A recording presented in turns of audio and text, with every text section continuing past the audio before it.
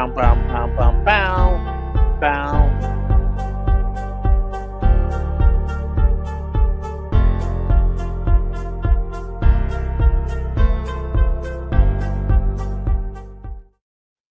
All right, guys. Hello. We are doing Carry On Red. Let's get this going. Let's get this show on the road. Yeah, it's a Sean raid. We got an hour and a half to catch up on chat. We gotta go. So let's pack our shit. Let's roll.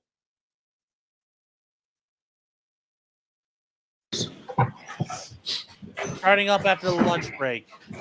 Oh.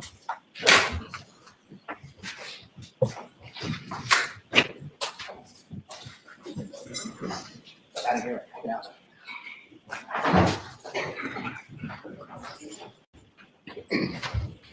Same step. Just a reminder, you're still on the. All right, Mr. Jackson, whenever you're ready. Thank you, Your Honor. Mr. Higgins, before we broke for lunch, we were talking about the text exchanges and the communication that you were having with Ms. Reed the days leading up to January 23rd. You recall that? Yes. It's fair to say that her text communications with you started to dwindle off in the days before the 23rd, correct? They lagged. As a matter of fact, you reached out to her in an effort to try to prompt the conversation to continue, did you not? I reached out to her, but I wouldn't say that's what it was about. Well, you texted her, stranger, didn't you? Not once, but twice. I believe so. Take a look, if you don't mind, this is a page from what you've just seen. So he needs the. I'm sorry. That was right in front of you. May I approach? Please. Thank you. Just a second. Maybe that should just stay with Mr. Higgins. Thank you. That's easy to find. It's literally the last page. Report commission, may I publish? Yes. Does that look like a fair representation of what you're looking at? The last page of that series of texts? Yes. At the very top, did you read what you write in the blue bubbles starting at the top? Haha, stranger. And then what was the response from Ms. Reed? Hey, I was at the Hilly all weekend. And what did you respond at that point? I have not heard from you. And by the way, if you look at the next date down, what's the date underneath I have not heard from you? The 23rd. So this would have preceded the 23rd, correct? Yes. Okay. Then on the 23rd, and by the way, after you texted, I have not heard from you, she did not respond, correct? She did not respond. Then on the 23rd, she did respond with phone works, correct? In the arrows, like both ways. Right. Yep. And then what did you text after that? I just said, thought you were all set. And how did she respond? She said, we're talking? No. That's all I have for that. Okay. Bring the lights back up. So clearly with that last text, her response was, in response to you saying, thought we were all set, she said, with talking, no, correct? Yep. Yes. Did that indicate to you that with flirting, yes, we're all done? No, I didn't read anything into it. Okay. But you did read where she said, with talking, no, correct? Yes. And then you responded, how?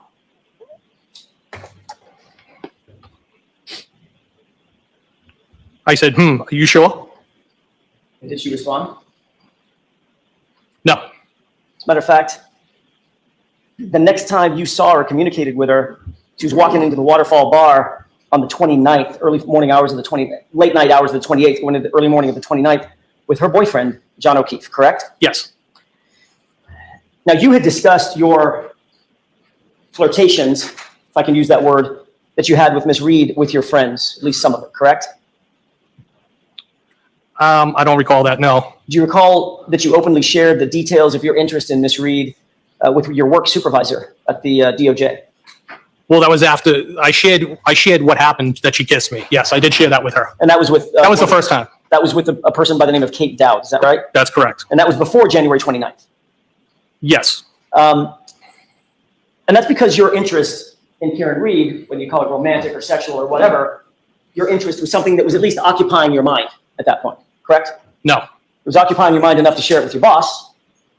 No, what I shared with my boss was the fact that she kissed me. That was it.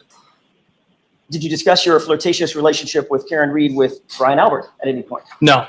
Never? No.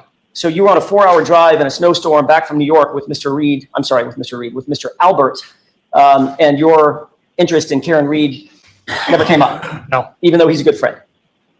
Yes, just something I wouldn't talk about. You've been drinking since about what time? What time? That's a bad way to ask it. What time did you start drinking? When are we at, Mr.? I'm sorry, on the 28th, when you got back from New York. When did you start drinking? Well, it wasn't until I swapped out vehicles and I went up to the hillside. Okay. That would have been, give me a time frame. 9-ish, 8-ish? It was dark. It was maybe in the area of 8 o'clock.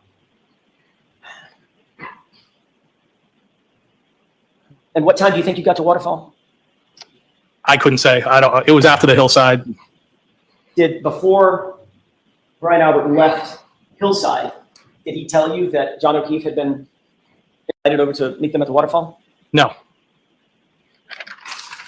Was there any particular reason why you changed your mind and left the Hillside to go to the Waterfall? Well, I think, as I previously testified, that it was because I didn't always take them up on their offer, and I usually did the Irish exit, and I decided because of the weather and everything else, and it had been a long day, that I would go down there and join them. Didn't have anything to do with you knowing that Karen Reed might be at the Waterfall? It couldn't have, because I didn't know she or John O'Keefe would even be there. I didn't know who was going to be there other than Brian's wife. Do you have any text messages with Brian about going to the Waterfall? I don't recall. He told me about it at the hillside. And once he got to the Waterfall obviously before you did. He did, I think shortly before, yes. Any text communications between you and Brian Albert about who was at the Waterfall or who was expected to come to the Waterfall? No, not that I recall. Now, you've already indicated, and I don't think we need to go into a lot of detail about this, but I want to ask you just in general, the mood at the Waterfall was good spirits, correct? It was great. Band was playing. You did not see any sort of tension between John and Karen? I did not. Nobody seemed overly intoxicated? No. You had had several drinks before you even got to the Waterfall, right? I think it was 3 to 4. Did you drink additionally at the Waterfall? I did, yes. Did you drink whiskey or beer or what? Whiskey. Okay. How many do you think you had? I couldn't put a number on it. Chat. At least a couple. And ultimately you left from there in your personal vehicle and drove over to, that's the Jeep, drove over to the yes. Waterfall, correct? I drove over to the Waterfall. I'm sorry, I was at the left Waterfall. the Waterfall, drove over to 34 Fairview. I did, yes. When John walked in to the Waterfall, were you already there? Yes. He greeted you, you indicated, correct? Yes, I believe so. Karen walked in with him, Yes. but she did not greet you, did she? I think they kind of went like that, in different directions. Right. Yes. Did she greet you? No. Right. So she walked over toward the corner of the bar, and John came over and greeted you, and then walked over and joined her, correct? Yes. Karen didn't stop what she was doing once she was over in the corner of the bar and come over and say hi to you? I didn't have any interaction with her that night, no. So safe to say that throughout that evening, once she was sidled up next to John O'Keefe or friends that she was with, she never turned back around and came over and even acknowledged you, correct? That's correct. So she basically ignored you the entire evening. That's not how I interpret it, no. I didn't ask you how you interpreted it. I asked you what she did. Did she ignore you or did she pay attention to you? Objection. You can go ahead and answer that. Did she ignore you? No. So she paid attention to you. He's like, she Came over and said wanted hello, shook your hand, gave you a hug. Well, just because somebody didn't come over doesn't mean they ignored you. Did she do those three things? Hug? What was the other Did she thing? say hello, shake your hand, give you a hug? No, she did not. No, she didn't do any of those things, did she? No. It's like you didn't even exist. I think that's dramatic. No, I don't look at it that way. Did she ignore you or not? No, she did not ignore me. So what did she do to not ignore you? She was What's her work. interaction with you? Can I answer now? Sure. In my opinion, she was working the room, talking to people, saying hello, catching up. Right. The one person she didn't come over to talk to and say hello to and catch up with is you. Well, I don't know that I was the only person, but I was one of the people that she didn't say hello to, yes. Treated you sort of like a stranger. I don't feel that way, no. She actually positioned herself away from you at the other end of the table on the opposite side in the corner. Isn't that right? I don't know where she was all night, no. I don't know. Did that upset you that she ignored you or didn't pay attention to you? I did not feel ignored and didn't upset me at all. But it bothered you enough to send her a text, didn't it? No, it was a flirtatious text. It was just, that was it. It bothered you enough to send her a text that said, with 6 M's behind it, Okay. and, well, correct? Well, it wasn't like that. It was, well, that's it. Just, well, like a well in the ground. I think you know what I mean. Yeah, I think you do too, sir. You meant, well, when are you gonna pay attention to me? No, that's not correct. Well, why are you ignoring me? It's not correct. Well, am I chopped liver? Objection. All right, that's sustained. Mr. Jackson, let's move on. At the end of the night, the group basically discussed going back to Brian Albert's house. Is that right? There was discussion at the table of, like, were we going to go to the pizza shop or were we going to go somewhere else? And ultimately, it was 34 Fairview. Before you left, just so we're clear, when you texted, well, she ignored that text too, didn't she? Can you say that again? When you texted her, well, at Waterfall, she ignored that text too, correct? Well, that was the only text I sent that night to her, yes. Okay. She didn't respond. That wasn't my question. My question is she ignored the text, correct? Well, I don't know if I don't know what her mindset was. If she purposely ignored the text or she didn't see it, I don't know. I didn't read into it. Did she ignore the text, Mr. Higgins? I don't know. Did she respond to the text? She did not respond. Got it. So when everybody was leaving, did you leave before they did, John and Karen, or did they leave before you did? I don't know. You said you were the first one back to Brian Albert's house, correct? Yes, Safe to say you were one of the first ones to leave. I was the first one to leave Waterfall. the Waterfall. Probably. I mean, if everybody's herding out and you're the first one to get there, you're probably among the first to leave, correct? Most likely. Okay. You never personally discussed going to 34 Fairview with, certainly not with Karen Reed, did you? No. And you never discussed it with John O'Keefe either, did you? No. You didn't say goodbye or walk over and give John a big hug or anything like that? An No. acknowledgement, did you? No. You just left. Well, that's what everybody was doing, just leaving. Okay. You too, correct? I did leave, yes. And all you knew that, at that point, all you knew was that you were going over to 34 Fairview. You did not know who else was invited over to 34 Fairview. My impression was that it was an open invitation, and I planned on heading over there. But you did not know who else was coming. I had no idea who was coming. And you didn't say goodbye to John, correct? I don't think I said goodbye to anybody. And you didn't talk to him about coming over to 34 Fairview. No. Yet at 2:20 in the morning, you texted John O'Keefe, you coming here, correct? At 2:20, Sorry, 12:20. I did. And that had 3 question marks behind it, correct? Yes. Did you text Karen about coming over to 34 Fairview? No. So at 12:20 a.m., after you left the Waterfall and made your way over to 34 Fairview, you were more interested in getting John to come to 34 Fairview than you were to getting Karen to come to 34 Fairview. No, that's not how I would describe that. But you didn't text Karen, correct? No, I didn't. But you did text John. Yes.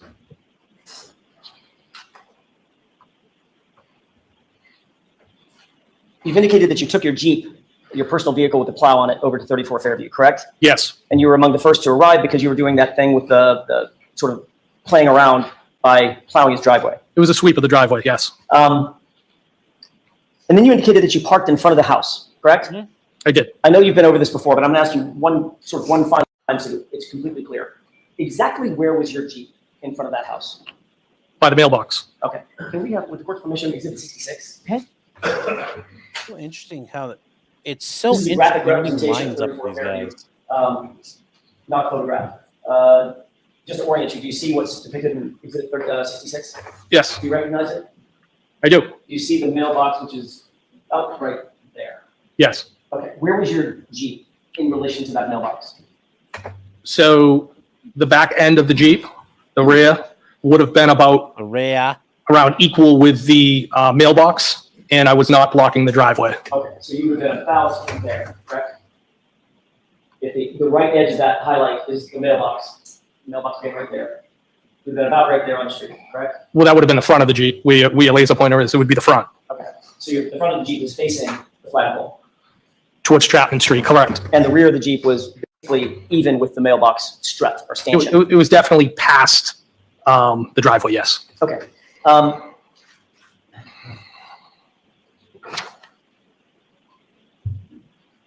You indicated the plow was a 6-foot, what inch plow? I think it was a 6'8", 6 6'8", foot, meaning the width. meaning the width, yes. How deep is that plow? How deep? Like, 2 feet, 3 feet, 6 inches? I mean, it's probably a few inches. Okay, It's light duty. It's on a Jeep. okay. And it's obviously curved and Curved. canted to the right? No, it wasn't canted at all. It was straight down. Okay, so it's not like I guess I'm picturing in my mind, I don't know that I've ever seen one, that the front of the Jeep is not parallel to the plow. In other words, it would plow stuff off to the right. Is that not right? I'm not understanding what you're trying to communicate to me. How is the plow positioned as it relates to the front end of the Jeep? Is it perfectly parallel to the front end, or is it canted one way or another? So when you're driving straight locally, where you're not going to have to worry about overheating the Jeep, I would just have the Jeep plow straight. If I was on the highway for a long distance, I'd be worried about overheating, so I would canter the plow, tilt it up so that air could get through the front grille. So in other words, you can control it. I can, yes. How was it that night? So How was it canted that night? Was it straight or canted? it was straight and straight on. All right. When you walked into 34 Fairview, you indicated that there were people congregated basically in the kitchen area, correct? There were some people in the kitchen area, yes. How many people were at the high top table that you described? Initially, when I walked in, I believe there was Brian Jr., and he was flanked by one, possibly two females. And you indicated that basically you were positioned in that area with your back to the door for most of the evening, correct? I was like I would describe it as diagonally across from him and had my back to the door that I had come in, which would be the breezeway door. But at some point, you had moved out of that kitchen area with Brian Albert, correct? Well, I briefly went and looked at some photos. Right. So you moved out of that area with Brian Albert alone to go to a different room. Yeah, so I think his wife, Nicole, might have popped in the room for a second, but it was brief. Did you have anything to drink while you were at 34 Fairview? Well, when I got there, they didn't have any whiskey. I believe they might have put a beer or something else in front of me. And, you know, I knew it was going to be a short night there because I just wasn't going to, I'm not a beer drinker.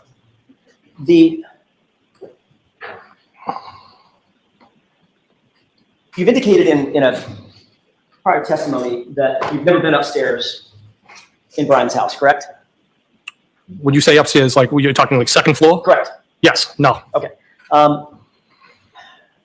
You testified to that in a prior hearing, is that right? Yes, In May of 2023. yes, And you said specifically, quote, "I've never been upstairs." Is that Yes. right? All right. You understood when you gave that statement that you were under oath, yes, you were telling the truth, yes, same oath that you took here today, correct? yes. You indicated that the photos that you saw were on the first floor living room area, is that right? I believe that's where they were, yes. So the only floor downstairs from the first floor would be what?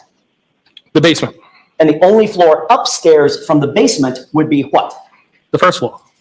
So if someone were to describe going upstairs to look at the photos that you've described on the first floor, where would they have to be to go upstairs to look at those photos?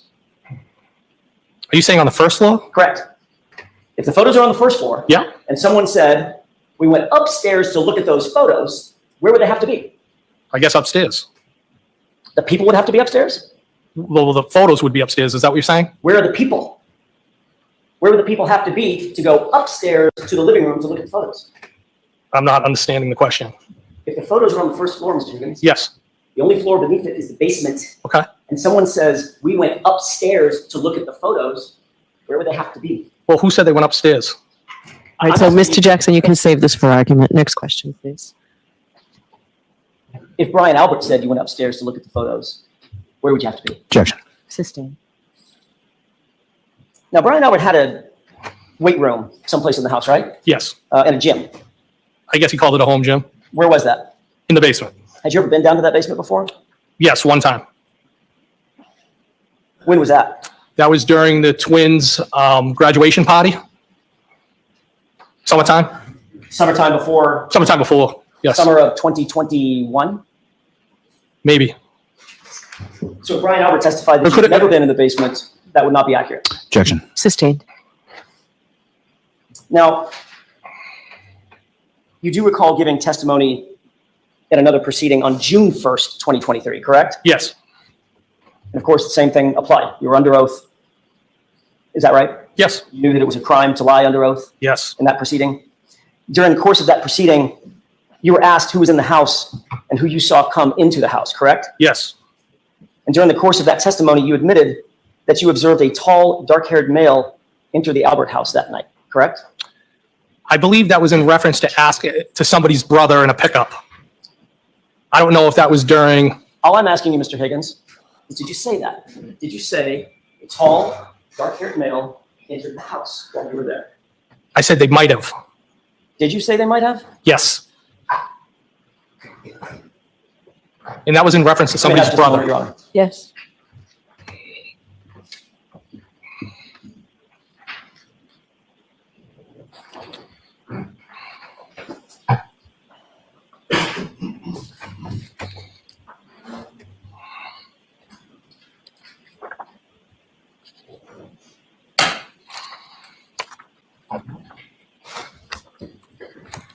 Isn't it true that you indicated that a male showed up who may have been Julie Nagel's brother, correct? I said might have, yes. Right. But there was no question in your mind that a male did in fact show up, and you described him as tall and dark-haired, right? Yes, You were asked, a male showed up where? And you answered, quote, showed up at the house that I didn't know. I think he was there very briefly. I was half paying attention to it. Question, did that mail come inside the house? Answer, I believe he did. Do you remember that? Yes. So a mail did come in the house that night, correct? No, I said I believe he did. I wasn't sure. Well, when you testified at the prior hearing, you were asked, so you saw someone else come? Question. Answer, somebody else. Yes. End quote. That's what you testified to under oath, wasn't it? Is that in reference to that? What page are you on, Mr. Jackson? Page 485, 486, I believe. Yes. If I may, can I approach? Yes. Thank you. Look at the top part that I highlighted.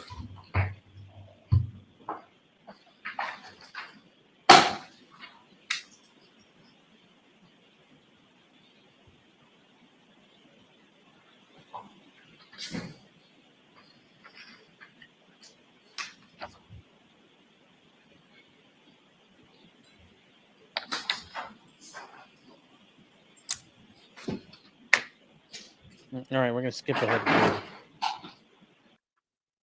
In mind? I do. May I approach? Yes. Asked the question, quote, did that mail come inside the house? You answered, I believe he did. Question, so you saw someone else come? So Answer, John came in the house. somebody else. Yes, correct? Interesting. Yes, but I also said that I wasn't paying attention. I realize that you want to explain your answer. I asked you a very simple question. Was that your testimony in front of another proceeding? Yes, it was. At another proceeding, which you were under oath? Yes, it was. Okay. You also said that you Promo code. only remember seeing that person come in briefly. And it looked like he was having a conversation with the two girls, briefly, correct? Yes. You were asked how long was the person in there roughly, and you said it was quick. Less than a couple of minutes. I mean, it was quick, correct? Yes. And then you were asked what he looked like, and you said, I feel like they were a little bit taller. They had dark hair, correct? Yes. So you testified that a tall, dark-haired male came into the house, at least briefly, in your testimony, correct? Yes. Approximately when in the timeline of events did that unidentified male enter the residence? I don't know the time frame. It would have been while I was there. When you gave your statement to the Massachusetts State Police, you didn't tell them about a tall, dark-haired male coming into the residence at 34 Fairview, did you, on February 3rd? I don't recall. You were specifically asked by ADA Lally, when you testified before the state court grand jury on April 28th, 2022, who else was present, correct? Yes. And you never mentioned a tall, dark-haired male coming into the house, did you? No. However, on June 1st, 2023, at this other proceeding, you were specifically instructed at the start of your testimony that it was a crime to give materially false statements in that proceeding, correct? Yes. And that's the proceeding in which you admitted that there was a tall, dark-haired male who came in the house. Yes or no? Yes or no? It was that proceeding. Can you answer that, yes or no? No, I can't, Your Honor. Next question, Mr. Jackson. The quotations that or the quotes that I just read you and that you just looked at, Yes. that was from the June 1, 2023 hearing, wasn't it?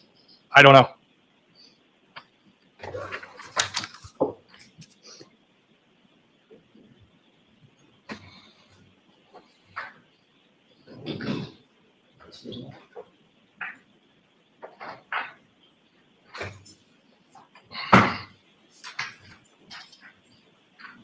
Mayor Pro Tem? Yes.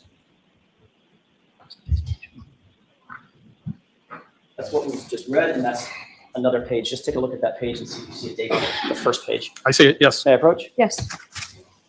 What's the date, sir? June 1st? 2023? Yes. How long did you stay at the Albert residence in total? Like from the time you got there till the time you left?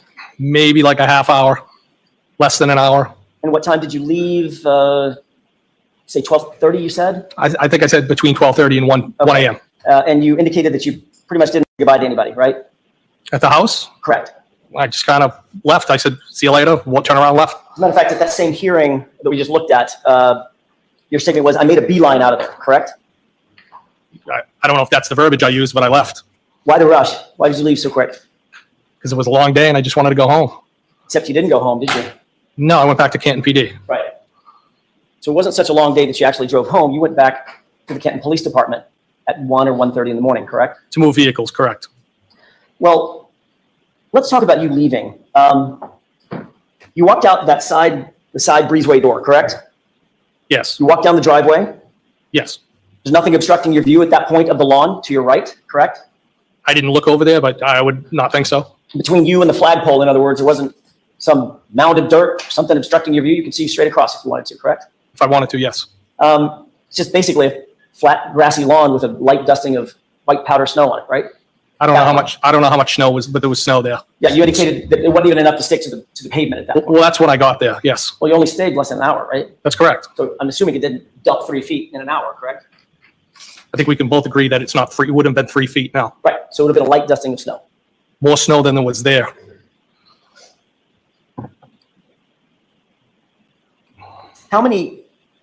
How far would you say it was from the edge of the driveway over to your Jeep? From where the back of my Jeep was parked, Correct.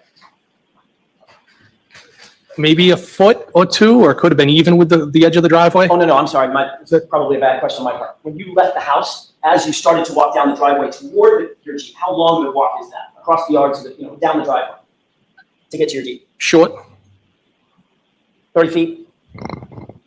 maybe. Okay. Of course, if you're walking out the door, heading to your Jeep, you didn't see anything out of the ordinary in the yard, correct? No, You certainly didn't see a body in the yard. of course not.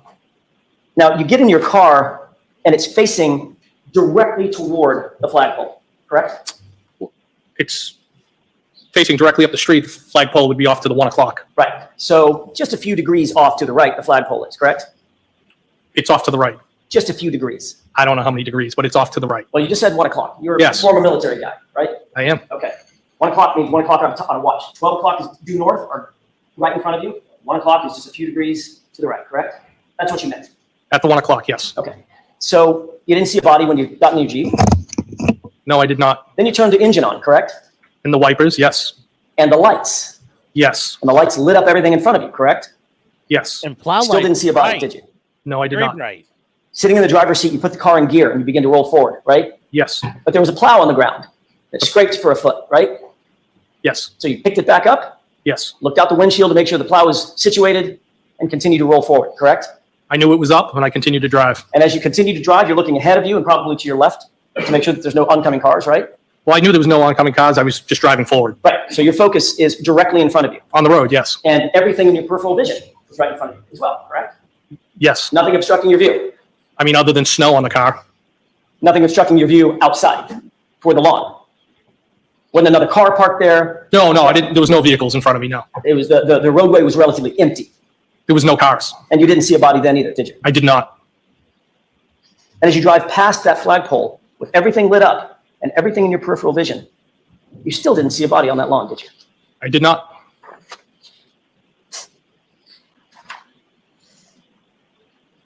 You're a former firefighter, is that right? Yes. Did that put you in a position of being a first responder? Yes. And you're currently a law enforcement officer. Yes. That puts you in the position of being a first responder, correct? I'm also a tactical medic, yes. Which means that you have training to be an observer. You're a trained observer, more than the average person, correct? Yes. You look for things out of the ordinary. You look for things that don't belong. As an investigator, former firefighter, first responder, correct? Yes.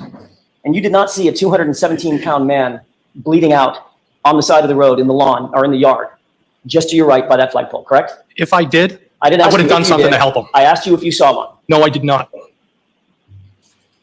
Because you guys are all And that's because drunk. there was nobody there, correct? Yeah. I didn't see anything. Because if there was a body there, you certainly would have seen that. Objection.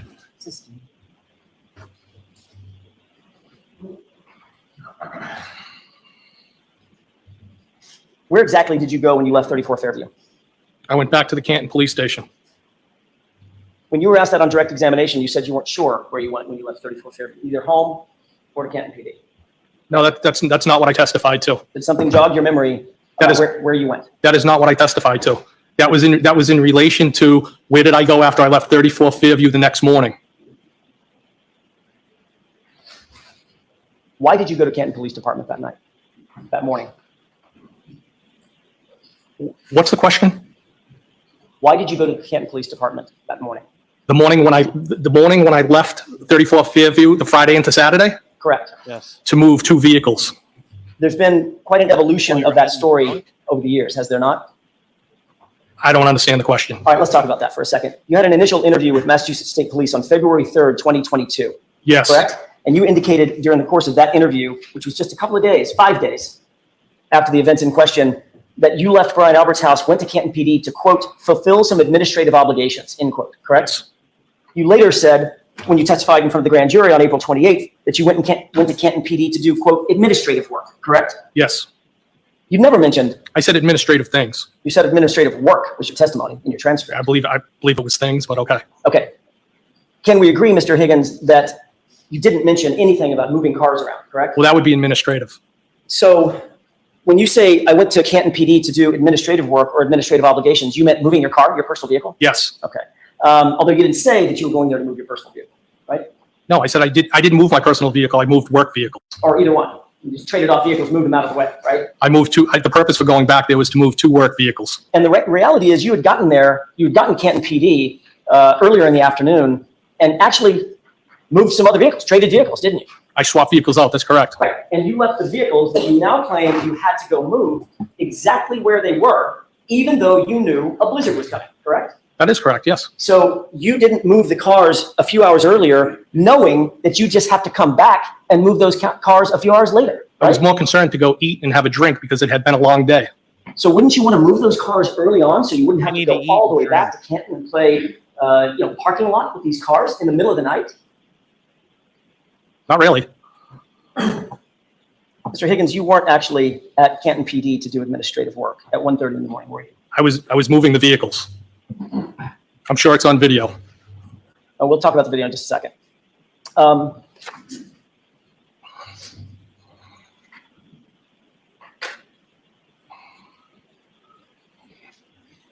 You entered the Canton Police Station through which door?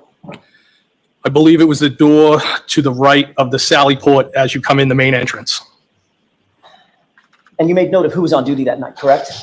I didn't make note. I walked by, I saw somebody sitting in the control room and then just went about my business. So you immediately knew that your friend, Officer Good, was working dispatch, right? So do you need to hear something or? It's really hot over there. I'm sorry. So why don't we take a 5-minute? Oh, the jurors are getting hot. They're not getting like hot. Like they're like it's hot. This is Can you just? yeah. Oh, I'm eating and drinking here. Yeah. I guess Augustina's a new member. Thank you.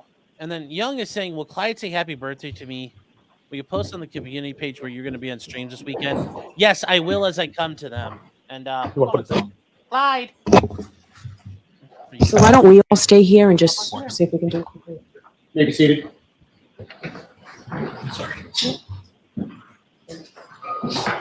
I do not charge for the doggo cams, but you get upper access. This is Clyde. If you don't mind. I'll go over there. This is Clyde. He is my dog. He is my buddy. My Bubba Bear. You are muted. Okay. I'm not gonna lie, guys. That was not impressive. This is not her. This is not helping Karen. They might feel like they're doing okay. I don't feel like this is going well. Yeah. This guy's getting up lippy and stuff, but he laying his head back. I just don't feel like Karen is getting what she needs out of this. Yes, this is what he does, guys. He just flops over. Clyde's the only reason why many people stay around. Didn't all the other witnesses say there was no Jeep at the house? I think one or two mentioned a Jeep being at the house. Yeah, this is not third-party shit. That defense is done. My volume's low versus the court. Yeah, I know. That's why I muted it. I'm not impressed with this right now. This is not good. If they thought they were going to get something out of Brian Higgins, show me the video of him fucking around at the police station, because this is not getting it. They should have had a female witness for this, or female lawyer for this witness. He'd have cried when she spoke to him. Yeah, maybe. The release document for Nick is out. Yep, I saw that. But we are done with Nick for right now. We got to work on this trial and get it done. Yeah, you're tired, buddy. So, yeah, this is just all we know is these are a bunch of alcoholics driving around drunk. I don't see how this helps Karen so far. They are not scoring points. Mr. Higgins back, thank you. Thank you. Yeah. So if you guys are wondering what I think, this is not good for Karen right now. This is not good for Karen. All right, Mr. Jackson. Thank you. Mr. Higgins, if you went back to Canton PD at 1 o'clock, 1:30 in the morning, you would certainly be in a position to monitor anything that was happening at Canton PD at the time that at least you were there, correct? No. I mean, you would be inside the building, correct? Yes. With access to dispatch and Down, okay? anything else that was happening around that floor, that area, correct? I did not go into dispatch. You would have access to the interior of the police Alright. station at that time if you Alright. went back to Canton PD at 1:30 in the morning, correct? I'd have access. You could see if there was any activity going on, any calls, call outs, things of that nature. I didn't have access to that, and I wasn't looking for it. And not that you were looking for it, Mr. Higgins. My question is more simple than that. If you were there, you'd know what was going on inside the building. No. So if you walked in, you would just be completely oblivious to anything that was happening. For instance, if troopers started amassing to go out to a call, you wouldn't see that. Objection. The objection sustained. Ask it differently. You were able to monitor, you'd be in a position to monitor what was happening at the station around 1:30 in the morning when you were over there, correct? No. So how long did it take you to get home from Canton PD? A little longer after I moved the vehicles. Correct. I don't know. I mean, it could have been 15 minutes. It could have been 20 minutes. You live alone? I do. You did then? Yes. What did you do when you got home? I think I had something to eat, maybe a couple more drinks. Then you went to bed? Was either on the couch or in the bed watching the news. In any of the prior testimony that you've given in this case, have you ever indicated, ever, that you slept on the couch that night? I don't know. Well, you reviewed your testimony before you Well, testified. those would be the two options. Okay. I didn't ask you about your options. I asked you if you reviewed your testimony before you testified today. Yes. Okay. When you reviewed your testimony previous to coming in here today, did you ever testify that you slept on the couch that night? No, I slept in my bed, but I could have started somewhere else. Did you ever testify in the previous hearing that you started somewhere else? Not that I know. Did you ever mention a couch in any of your description about what you did when you went home that night? Not that I recall. As a matter of fact, what you did mention under questioning in a different hearing was that you may have gotten something to eat, then went to bed, put your stuff on the nightstand next to your bed, correct? That would be the routine, yes. You did not make or receive any calls after returning home that night. No. You were clear when you went to sleep in your prior testimony that you put both your work and your personal phone. You had two at the time, correct? Yes. A personal and a work cell phone, right? Yes. You put them both on your bedside table because that's what you do every night. Is that right? Most often, yes. As a matter of fact, you were asked whether or not you have a charging station, and you said, yeah, it's right on my bedside. I don't know that I don't have a charging station. Right, you said no, bedside. In other words, you keep your phone by your bedside, on your bedside table. Usually. You also testified that you did not use your phone that night to go on social media, correct? That's correct. You indicated that you don't go on, you didn't go on social media because you don't have social media. You don't use it that much. I don't. You said, I don't have the gram. I'm guessing that means Instagram, correct? That is correct. And you don't use Snapchat, and you quote, don't do those things, correct? That's correct. All right, so you testified that the first call you received after returning home on the 29th was a call from Chief Berkowitz just before 7 a.m., which woke you up. Is that right? It was around 6:30-ish, I think. Okay. Your testimony previously was at some point before 7 a.m., that call was the one that woke you up. Yes. And it turns out, Mr. Higgins, that was a lie, wasn't it? No, it wasn't a lie. When you were asked that question at a previous hearing, you didn't know that the person questioning you had your phone records, did you? I assume they did. And you were thereafter confronted with those phone records, correct? I was asked about them, yes. And those phone records established that you and Brian Albert actually exchanged not one, but two phone calls at 2:22 a.m. that morning, at a time when you claimed you were in bed asleep, correct? I have no recollection of any phone calls. May I approach you on? Yes.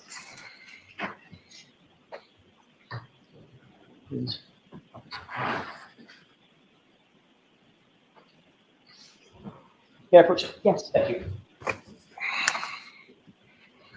Take a look at those two documents and tell me if you recognize at least the top one. Do they have a page number for me to follow or no? I was just asking Ms. Little, I don't think we've introduced them, and no, they don't have a page number, but I'm going to ask that they be marked for identification, at least at this point. So I can't mark them. Do you recognize those? Yes. May I approach? Yes. These are, you know what, I'm going to, if it's okay with the court, maybe witness maintain those documents? Sure.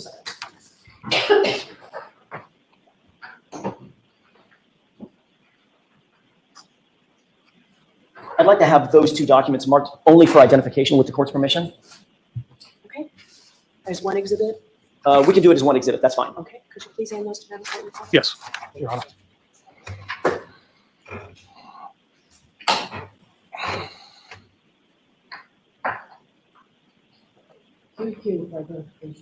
Sorry, was it? Thank you. May I inquire? Yes. Mr. Higgins, you see the document on the lower right. It has a page number or there's a numeric indicator 01770. In other words, 1770 On the lower right-hand corner? in the right. I mean, in the red. It says 01771. Look at the next page. I think they're just out of order. Why don't you come show Am I me? missing something?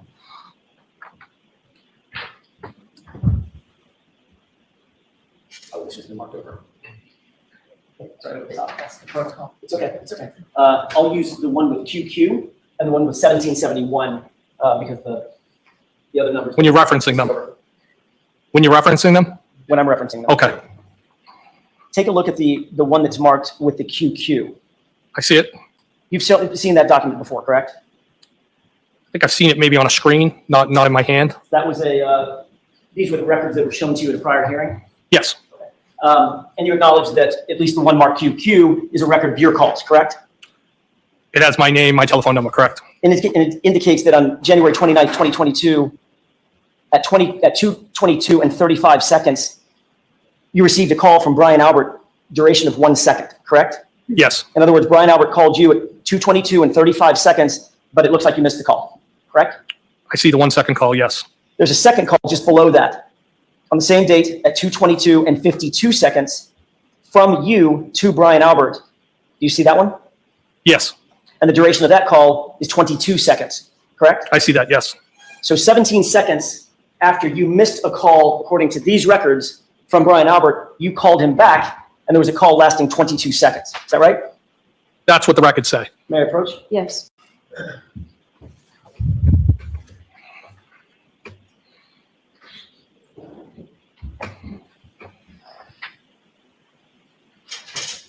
So the fact is, you were speaking to Brian Albert in the middle of the night, approximately 3 hours before Mr. O'Keefe's body was found in his yard, correct? No, that's not correct. And that was 5 minutes before 2:27 a.m. when there was a Google search for how long to die in the cold, correct? Objection. Sustained. And then, of course, you lied about that under oath in that prior proceeding by saying, I don't remember this phone call. Objection. Sustained. Did you, in fact, tell the truth at the prior proceeding when you said, I don't remember that phone call? I always tell the truth. Did you lie under oath, sir? No, I did not. Would you tell us if you did? Objection, Your Honor. Sustained. You acknowledge that there's a 22-second phone call in your phone records, correct? That's what's reflected by the record. And 22 seconds is quite an amount of time. Would you agree?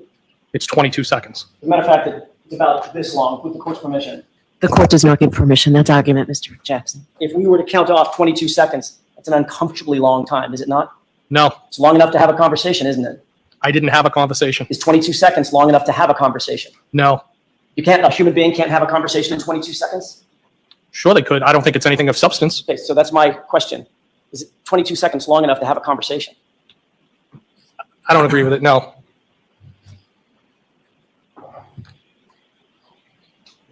Now, when you were asked about this and you were shown these records, that prior hearing, you had an explanation for what that 22-second call may have been and what the prior call may have been, correct?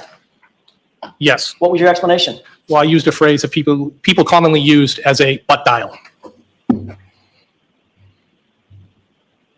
So you think it's possible that you may have butt dialed Brian Albert for a 22-second call that you're not aware of? I think it's possible that he could have been inadvertently called back, but I have no recollection of that, nor did I have any conversation with anybody. But you admitted that you lived alone, correct, Mr. Higgins? That's correct. You had an iPhone at the time. Yes. Matter of fact, that number for reflecting those records is in fact, or was in fact, an iPhone. Is that right? You Yes. already indicated under oath that you don't sleep with your iPhone. You keep it on your bedside table. Is that right? Most often, yes. There's nobody else in your room. Is that right? That's correct. And you had your ringer on because you were awakened the next morning by a call from Chief Berkowitz, right? Yes, the ringer was on. When somebody calls you and you miss the call, there's a notification that shows up on that iPhone. Isn't that right? I don't know how mine was set up at the time. I don't know. If you open up your phone app and you go to recents, it shows all the missed calls, correct? I think you can get to them, yes. And you know that the iPhone does not automatically call people back. That is not a thing, right? You miss a call from someone, it's not just going to automatically re-ring them. Yes, I think we both know that, yes. So to call somebody back, you have to go on your iPhone, open it up from a locked position, navigate to a phone application, then navigate to a contact, and then make a call, correct? Objection. Sustained. You can break it down. Sure. In order to call somebody back, if you've missed a call, you first have to unlock your iPhone. You would have to, yes. You can do that either through Face ID or through a 4 or 6-digit passcode, right? Yes. Don't tell me the code, but did you have a 4 or a 6-digit passcode locking your iPhone at the time? I don't know if it was a digit code or a Face ID. Well, if you have a Face ID, you have to have a digit code as well, right? I guess so. Okay. Did you open your phone with your Face ID or a multi-digit code? I have no recollection of answering the phone or calling anybody back. You also have to navigate, once the phone is unlocked, you have to navigate to the phone app, correct? I don't know necessarily if you unlocked it with your face, if it would be right there. I've never thought about it. Once you unlock that phone app, you have to manipulate the phone on the screen with your finger in order to make a call, correct? You would have to hit at least one button, I guess. At least one, right? Yes. So that's 3 or 4 interactions with the phone that have to be physically undertaken to just make one call, right? But I didn't make any calls. So how'd you butt dial? I didn't make any calls. I have no recollection of any calls, nor did I speak with anybody. You can't keep butt dialing like this. But you can't keep butt dialing like that. It doesn't add up, man. You don't have an explanation for that, and it's okay to admit you don't have an answer. Just accept the fact you don't have an answer here. This is the part I can't stand with all these witnesses. They've all got an answer. They've all got an answer, and it's all cute and wrapped up in a nice little bow. After you were shown these phone records at that prior hearing, in that hearing at least, you finally admitted that you did in fact call Brian Albert back, but this time you claimed the two of you just sort of sat in silence. Isn't that right? Objection. So I'm going to sustain it in that form. You can ask it appropriately, Mr. Jackson. Did you ever previously testify that you did in fact make the call, but you did not have a conversation during the course of the call? What I think I testified was, Real quick, because we didn't say it the right way. Happy birthday, Young. Happy birthday. Clyde was a little, he's passed out, but happy birthday. something must have happened, but I didn't have any phone call. Do you remember being asked, quote, did you call him back, end quote, and you answered yes? And then there was a question. There was a series of questions there. That's only a fragment of what I said. I'm I not don't know done how yet, you Mr. butt dial a Higgins. BlackBerry. Can you answer my question? Yes. To the question, did you call him back? Your answer was yes, correct? I think it was kind of, I must have. Then you were asked, well, the answer was yes, and then there was a colloquy back and forth where you spoke over each other's words, right? There was dialogue back and forth about this whole thing, yes. May I approach? Yes.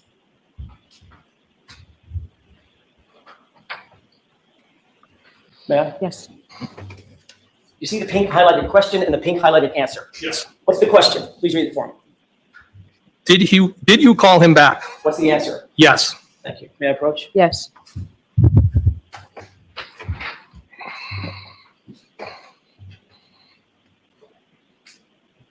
You then said a little bit further in that same conversation, I did not have a conversation, correct? I did not have a conversation with anybody. And the question following that was, you just listened to the phone, what someone was telling you? Answer, it's possible that the phone picked up on the other end and nobody said anything, and then I terminated the call, end quote. That's what you said at the other hearing under oath, correct? Yes or no? Can I see it? Sure.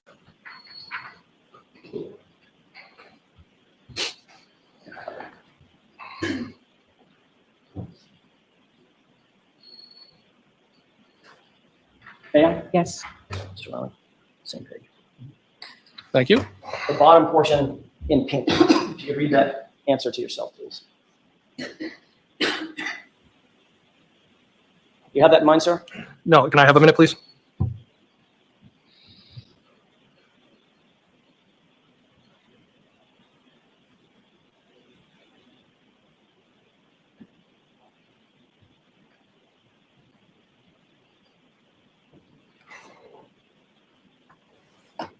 May I? Yes. Thank you. Does that refresh your recollection about how you answered that question? Yes. And your answer was, it's possible that the phone picked up on the other end and nobody said anything. And then I terminated the call. That's the only thing. Meaning it's possible it could have happened. It's possible it could have happened that you had a 22-second call with Brian Albert, I correct? did not have a 22-second call with Brian Albert. There was no conversation. You've had some time to think about this 2:22 a.m. call, what correct? happened? Since that last testimony. Some time to think about it? Gut dial. That's not going to work. I haven't really thought about it, no. So for over a year, you haven't even considered the fact that you were caught with a phone record lying about not having a conversation with Brian Albert at 2:22 in the morning. Objection. Mr. Higgins, what was so important that you and Brian Albert needed to discuss something at 2:22 in the morning? There was no discussion. I never talked to Brian Albert. And why the 22-second phone call, sir? Objection. Sustained.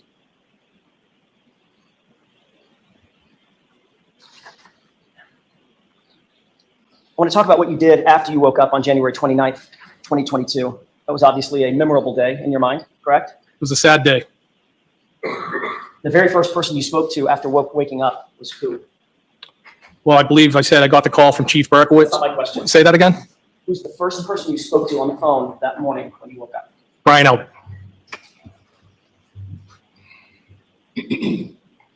Whose idea was it for you to drive to Brian Albert's house that morning? It was my idea. Was it important to you to speak with Brian Albert in person rather than over text or phone call? No, it was important to support the people that were there. So of course you drove over to his house, you had an opportunity to speak to him in person without any law enforcement presence, correct? I was there with everybody, not just Brian Albert. And Brian Albert was in the house and you were in the house, right? That's correct. So you had access to him and others without any law enforcement there, is that right? That's correct. As soon as you got off the phone with Brian Albert that morning, who did you call? At 7:22 a.m., if you were. I think I might have called Chief Berkowitz back. So as soon as you got off the phone with Brian Albert, first thing in the morning, the next call you made was to Chief Berkowitz. Is that Yeah, right? yes, because he had called me first. Yes, I called him back. Did you request from Chief Berkowitz any information that he may have had concerning the investigation surrounding John O'Keefe being found at 34 Fairview that morning? No, Were you trying to see how much law enforcement knew right away? absolutely. I didn't even know what happened. Were you trying to gather information about what happened so that you would know what happened? Objection. I'll allow it. Is that No, what you were trying to do? no, Your Honor. Ooh, that's good one. What did Chief Berkowitz tell you about his knowledge of John O'Keefe's body being found just after 6 a.m.? Objection. Sustained. Did you tell Chief Berkowitz that you had been with John O'Keefe and you were at the crime scene the night before? Objection. Sustained. You can ask that differently. Did you inform Chief Berkowitz that you had been with John O'Keefe the night before? Objection. I'll allow it. I believe I may have told him at some point that I saw John at the Waterfall. Did you tell Chief Berkowitz that you had been at 34 Fairview? I believe I did. Did you tell him that your vehicle was parked just feet away from where John's body was discovered? No, because I didn't know where he was discovered. Did you tell Chief Berkowitz that you and Brian Albert had had a call at 2:22 in the morning? Objection. Sustained. Did you tell Chief Berkowitz that you had been flirting with John O'Keefe's girlfriend in the weeks prior to his death? No, Did you ever tell Chief Berkowitz about the nature of your interest in Miss Reed? no, I don't believe so.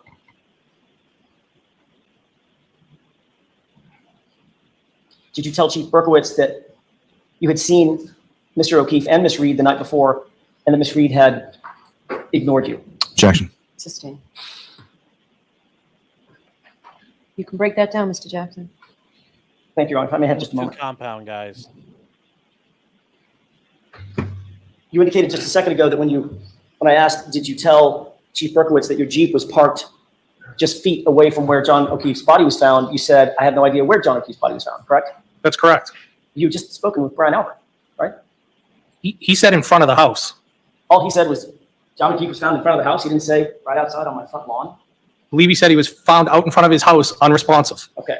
If he was out in front of his house, then you would know, because your Jeep was also parked out in front of his house, that your Jeep would just be feet away from him, correct? Objection. Did you tell Chief Berkowitz that you had texted John O'Keefe to have him come over to 34 Fairview just hours before he was discovered dead in the yard? No. Did you think any of that was important when talking to the Chief of Police of the Canton Police Department? I'll let him have it. No, I didn't. There was no reason to tell him. You've been an investigator for some 15 years, and you were a firefighter for years before that, correct? Yes. You're very familiar with some of the tools that are used in conducting modern investigations, correct? Yes. You'd agree that searching electronic devices and phones is an incredibly important investigative tool that modern investigators use, correct? Objection. In that form, I'll sustain it. Are you aware that searching electronic devices is an important part of investigations? Objection. Are you aware of that, sir? Do you agree with that? I've utilized phone data during the course of my investigations at times, yes. Okay, so another way to put that is obviously phone data and electronic data is an important part of investigation. Objection. Sustained.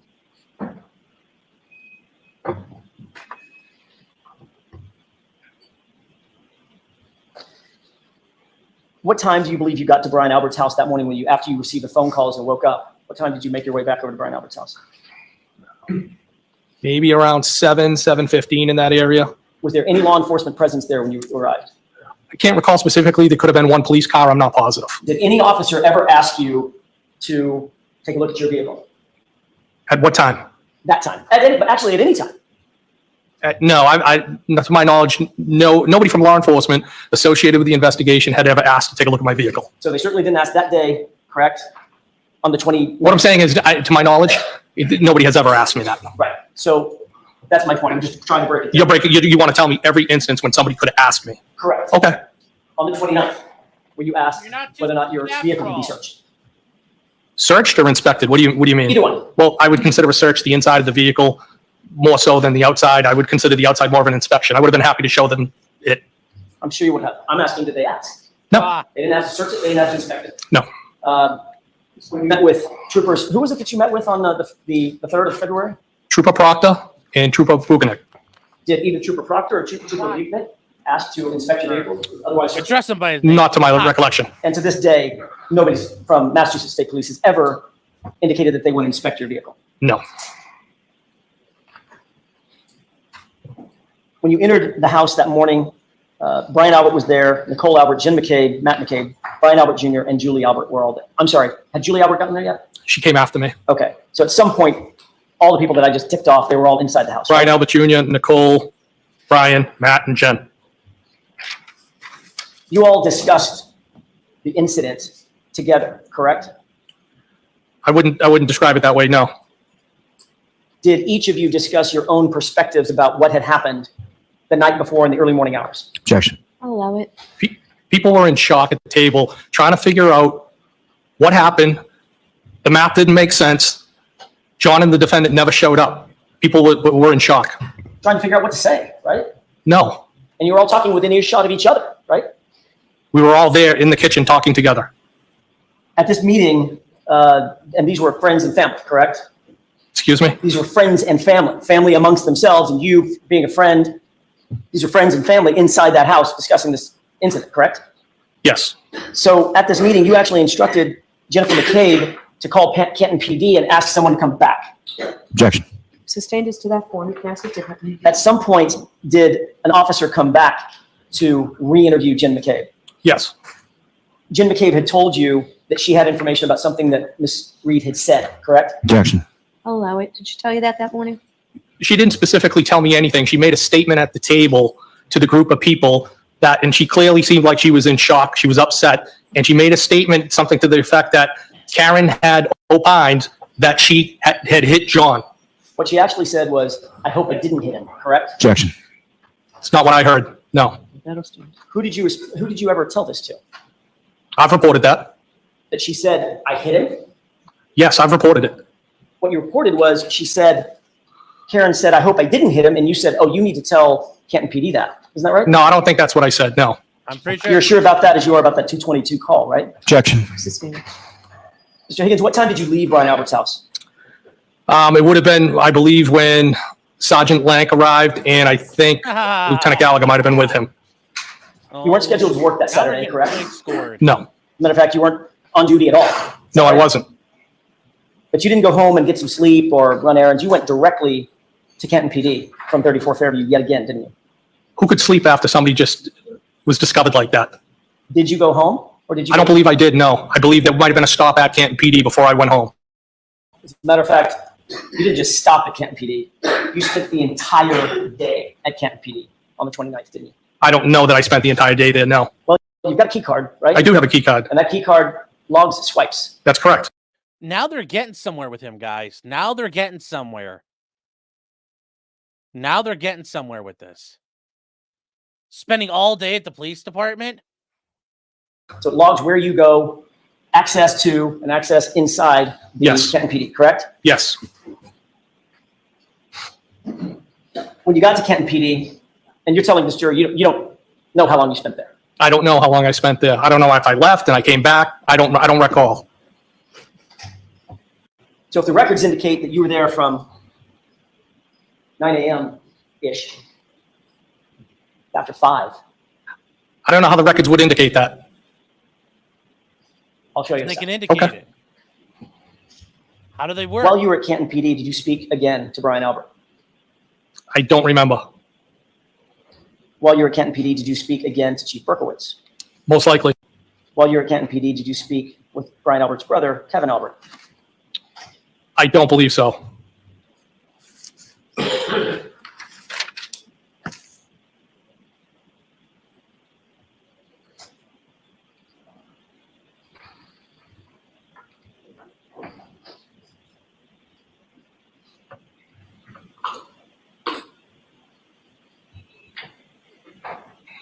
Your Honor, may I approach this one? Yes.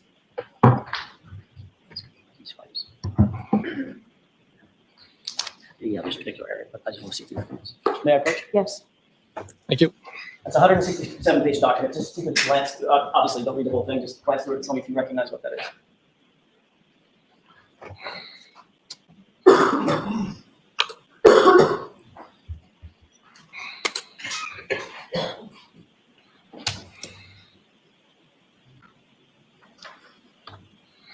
So it says Canton Police, all events logged by date. So don't read it out loud, please. Oh, I'm sorry, Just, Your do you recognize Yes, I it? do. Okay. May I approach? Yes. This appears to be a log of key swipes in and around Canton PD, correct? Yes. And it's in reverse chronological order, in other words. I didn't note that, but okay. Okay. You acknowledge that that is a record of the key swipes that everybody uses moving in and around Canton PD, going through doors, every place that needs a key swipe is logged. I would assume that's what that is, yes. All right. It shows that you entered Canton PD for the first time on the 29th at 1:27 a.m. Does that sound about right when you got there? You say to move your cars. It's possible. All right. It shows that you were granted access to floor corridor 227. Does that mean anything to you? No. What about floor corridor 226 on the second floor? Second floor would make sense because I went in the building and then to the second floor.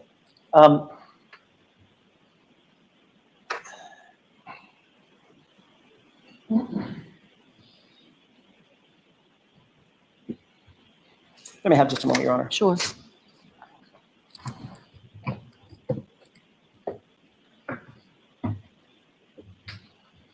By the way, did Brian Albert ever mention what time the officers cleared the scene?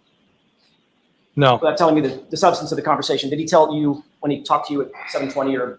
not that I recall, no. But you remember by the time you got there, the scene had basically been cleared. There wasn't a bunch of emergency vehicles, crime scene tape, nothing like that. I didn't see fire trucks. I might have saw a cruiser. I can't be sure. I don't recall. You're not sure about that either. Sorry, I'm You're not not sure about even seeing a cruiser, correct? 100%, no. You certainly were not contacted by a law enforcement officer who took your name and ID or anything like that. No. Parked and walked in the house. Yes.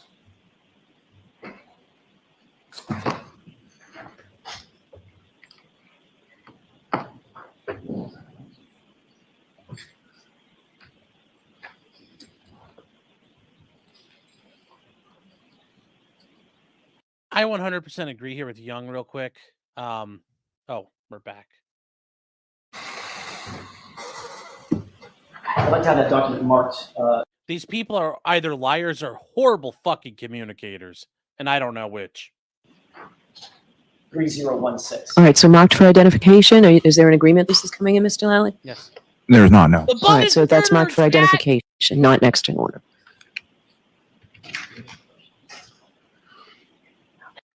Yeah, guys, I don't know if these people, like Young, you brought up a great point here.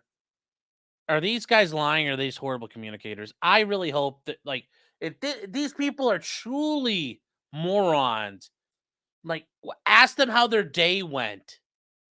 And I think, like, I hope they're not this stupid in real life. I mean, imagine just dealing with these people like, hey, man, I heard you went to the beach. How was it? I mean, these guys are crazy. And was this bad for Kieran or neutral? It was neutral. Well, remember, if it's not good, it's bad. Because remember, they're behind the curve. They always need to be making points. This is getting better and better. They're not blowing them out of the water, but they're scoring points. So let's keep going. Thank you. Sorry. Thank you. Mr. Higgins, if you will, I'm sorry, are we ready? Thank you. May I proceed? Yes. Mr. Higgins, if you'll look at Bates page 3015, which actually is in order, that's not reverse chronological. It's the second to the last page. Can you guys not hear me right now? Like, I'm trying to make sure I'm speaking up, so. Yeah, oh, well.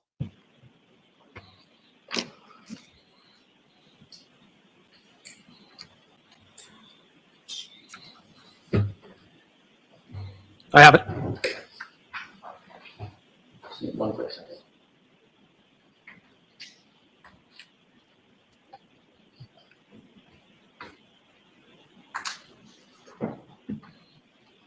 And you take a look at the 8th entry from the bottom. I see it. Does that indicate that this all occurred on 129/22? This entry at least? Well, I mean, I only, on that 8th entry, I see that that's associated with my name. I don't know what the other ones are associated with. Right. It would be other individuals in Canton PD. I mean, this is the entire log for 129, right? Okay, but what all I'm saying is that just my name is next to that. I don't see any other names, so. Right. Okay. So on 129/2022, I'm just trying to orient you.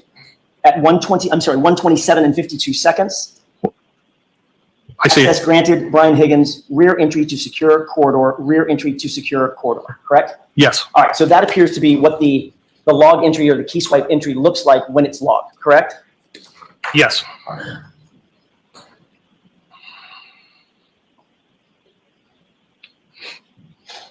If you look at page 2967,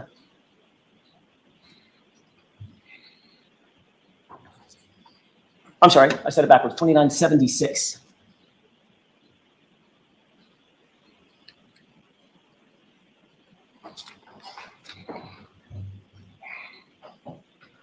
Okay. Take a look at You said time. 2976? That's Bates page 2976. That's the bottom right-hand. I see it, yes. Look at the time entry for 9:23 and 39 seconds.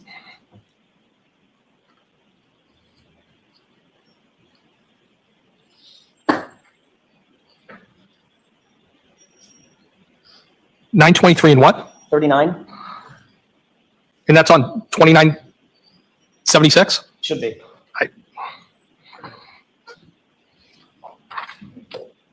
Give me the time again, please. Why don't we do it this way? May I approach? Yes. This is an exact copy. Yeah, this time's all over the place. My apologies. Okay. All right, thank you. At 9:23:39, I'm sorry, if you got that in mind. I do, I see it. It's highlighted. At 9:23:39, that shows that you were granted access to the Sally Port to front exit, front entry to Sally Port, correct? Yes, There's only one Sally Port at Canton PD, correct? yes, and there's a door on each side of the Sally Port. Two Yes, bay doors, right? 2 bay doors on each side, And yes. then there's a Pass through, personal pass-through door as well. yes. May I approach, Your Honor? Yes. I want to try to speed this up just a bit because it's small print, reverse chronological order. on page 2976, there's also an entry, same page, should be right above that, 92350, showing that you were granted access from booking to Sallyport as well, correct? Okay, 2976, and what was the Same time? page. Yes, It's about maybe 6 entries above, 6 entries up. You'll look for time 9:23 and 50 seconds. I see. Yes, All right, and that shows that you were granted access to the Sallyport and then from Sallyport to booking, correct? since booking to Sallyport, Sallyport to booking. Okay, so that's a key swipe. You either enter into the Sallyport from booking or from booking into the Sallyport. Yes. Could you repeat the question? Of course, of course.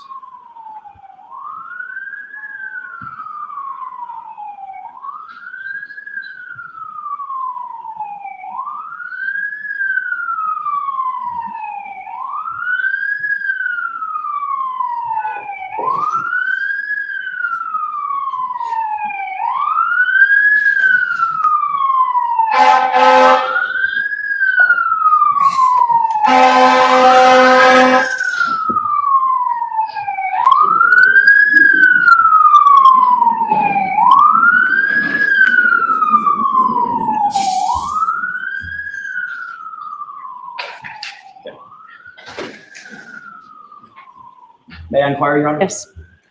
That indicate, I have no idea what the last question was. I'll see if I can make a new one up. At 9:23 and 50 seconds in the morning, you were granted access booking to Sallyport and Sallyport to booking, meaning swiped the key card in the door going from booking to Sallyport.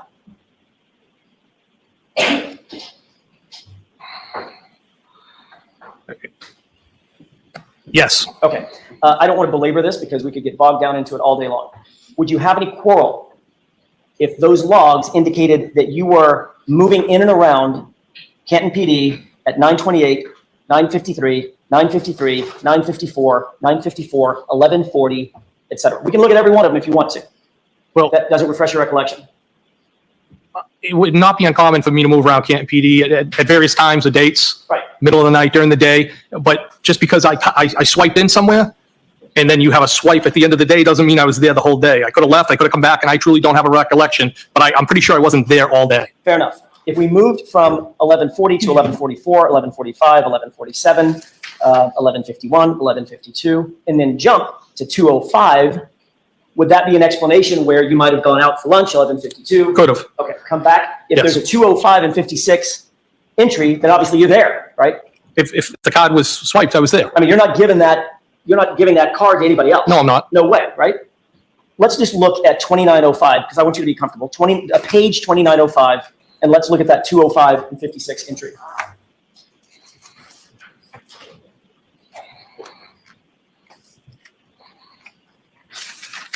I'm at 2905. Where would you like me to look? About right there. Basically middle of the page. May I approach? Yes, this might be a little easier. Highlight it for you. I see it. Okay, so that would indicate that you were back at Canton PD at least 2:05:56, and you were granted access Sallyport to front door, correct? That's what it says, yes. Okay.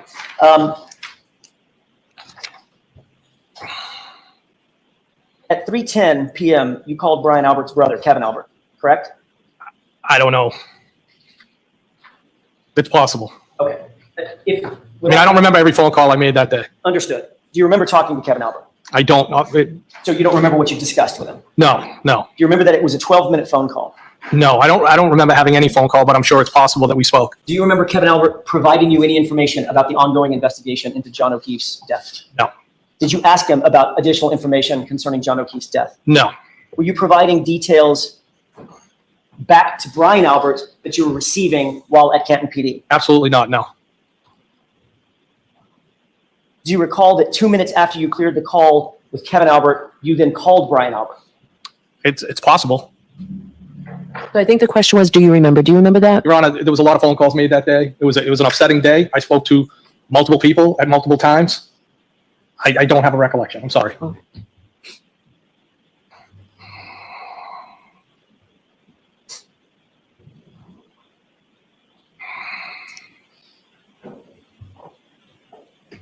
May I approach briefly? Yes.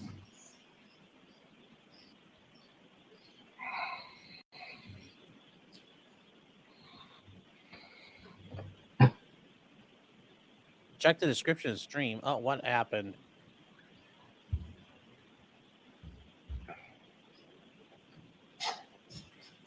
Thank you.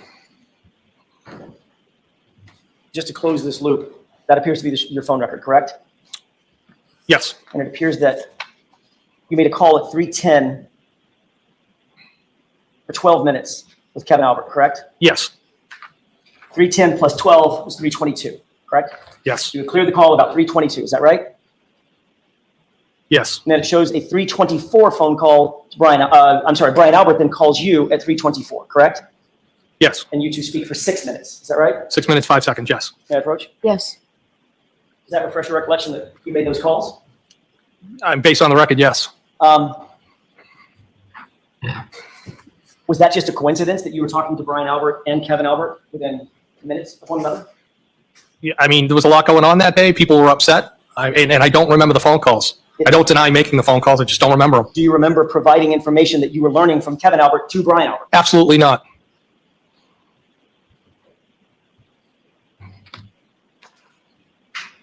Thank you, Souter. And then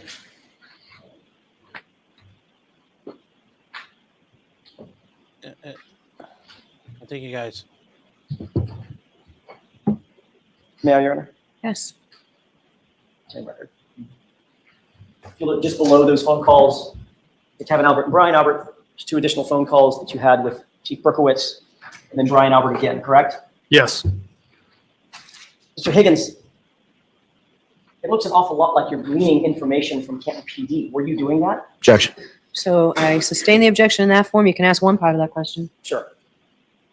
Were you getting any information from Canton PD? No, I wasn't. Did you provide any information to Brian Albert No, I did not. based on any conversations or conduct at Canton PD? No. May I approach? Yes. But you were, in fact, on the phone with all of those interested parties throughout the day. You'll agree. I was, Answer that okay. Yeah. objection. You can answer it. Yes, they're friends and I was on the phone with them. Yes. And sir, you were not on duty that day, correct? No, You are not a Canton police officer, correct? that's correct. You were not assigned to this investigation in any formal capacity, were you? I was not. As a matter of fact, you're a witness in a homicide investigation. That's your only role in this, correct? That's correct, but this is my friend, And yes. yet you're still having conversations with Kevin Albert at Canton PD while you're at Canton PD, correct? Not about this. And you're having conversations with Chief Berkowitz of Canton PD while you're at Canton PD, correct? I had conversations with him, but not about this, And no. you're consistently through the day calling Brian Albert, aren't you? I had conversations with Brian Albert. John was found on his lawn. Yes, of course I had phone conversations with him. I want to take you back for a second to a couple of other silent entries, including one at 3:57, one at 3:58, and one at 4:07. I'm going to draw your attention to 2885 and 2886. Once you have the pages, I'll give you the times once again. 2885? 2885 and 2886. We'll start with 2886 and then work back. Brad. He's a lot, like, he's already talked about it. He works through the ATF. He's part of, like, task forces. It's not uncommon for feds to have an office in some stations. So that's not an actual issue. So that's not the problem. They're allowed to, like, if the police are like, the ATF is like, hey, can we have a guy use an office here because he's all over that area? And the Canton Police are like, yeah, sure, cool, here it is, and they have an agreement worked out. That's fine. There's no problem with that. There's no like dun dun dun. That alone. Everything else he's been doing is true. And yes, Coke Fairy, you're right. How does he have such sunburn? He is turning multiple colors sitting here. I agree. So. Okay. First entry is at 3:57 and 54 seconds.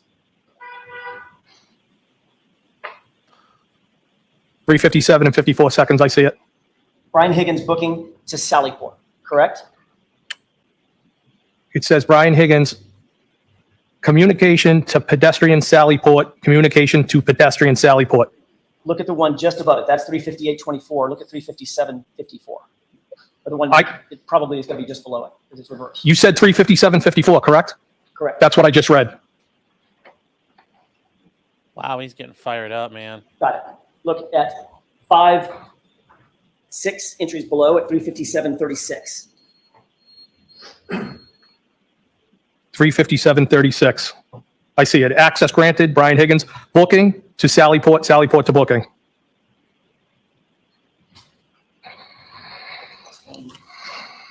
And there's one more on page 2885. Look for 407:47.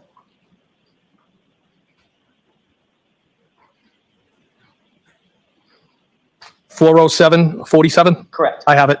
Access granted, Brian Higgins. Booking to Sallyport, booking to Sallyport. And there's no record in that document of you exiting, correct? That's just booking to Sallyport. Yes. I don't, yeah, there's no record. I don't know if it That's all- records you all going that- up. you That's answered my fine. question. There's no record of it, correct? Not that I can see here, no. I'm sorry. And you're aware that that's about 90 minutes before Karen Reed's SUV was delivered to that Sallyport, correct? No, I'm not aware of that. You're aware that her car ended up in that Sallyport where you were at 5:36. I'm aware her car ended up there, yes. Are you aware that there was other evidence that was also being held in the Sallyport? Objection. Sustained. Did you see any other evidence in the Sallyport related to this case? No. Did you see a bag, a grocery bag with 6 solo cups there? Objection. Did you see anything that seemed out of the ordinary there? All I would do is use that as a cut through. Did not see anything.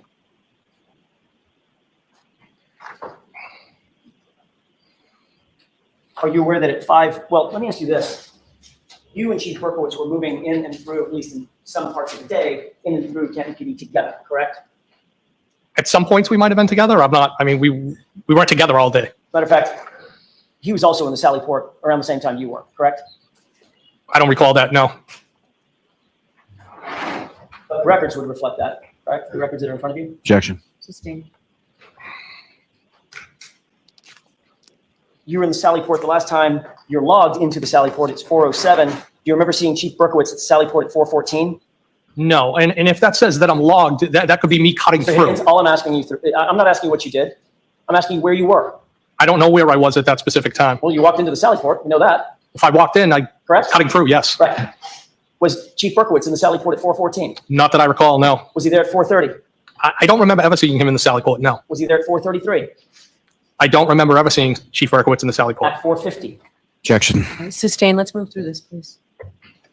Finally, was he there at 5:36 and 37 seconds at the same time Karen Reed's vehicle was delivered?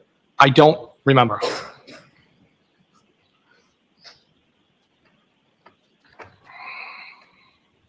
Do you remember Chief Berkowitz, or were you with Chief Berkowitz when he made a call to the front desk? No, I don't remember anything like that, no. Do you remember Chief Berkowitz calling the front desk at 5:42 and saying, shut the barracks? Objection. Sustained. Do you remember any kind of call shutting the barracks, meaning shutting the Sallyport? Objection. Do you remember that? I don't remember anything like that, Your Honor. Okay, next question.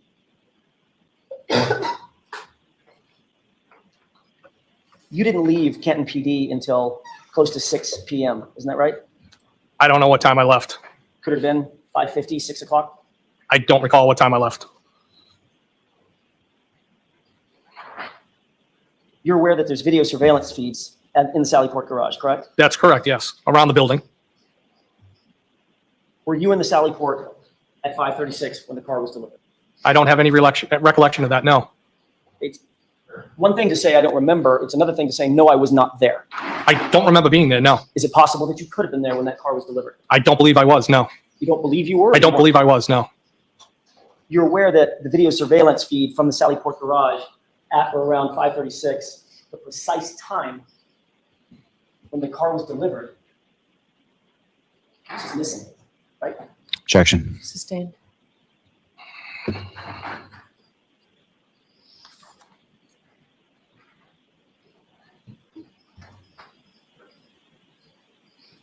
Did you receive a flurry of phone calls from Brian Albert and Chief Berkowitz indicating that some taillight pieces or a taillight piece had been recovered at 34 Fairview later that evening? Objection. Sustained.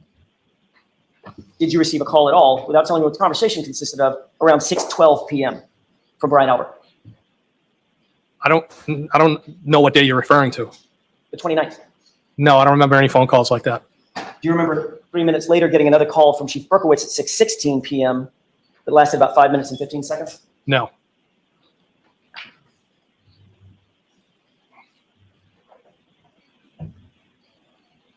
May I approach? Yes.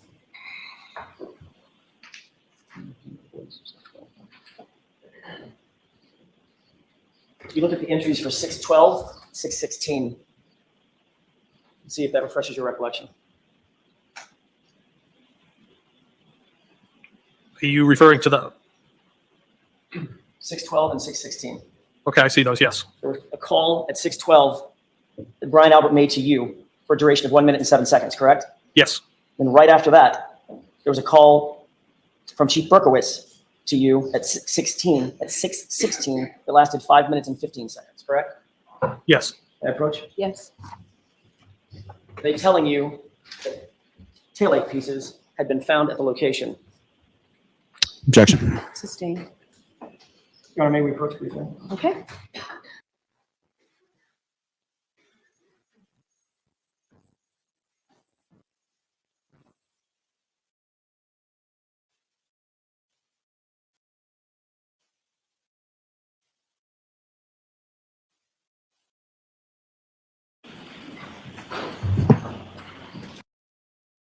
May I inquire? Yes. Your testimony is that you don't recall the substance of those conversations at 6:12 and 6:16. I don't know. Isn't it true that you were asked about those phone calls at another hearing?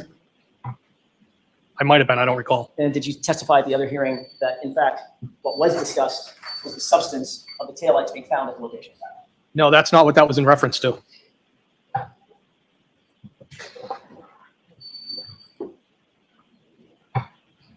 Were you being provided information from your friend, Chief Berkowitz, about the progress of the investigation? No, Were you providing your friend, Brian Albert, information about the progress of the investigation or what you perceived it to be? no, I didn't have any information on the investigation. May I have just a moment, Your Honor? Sure.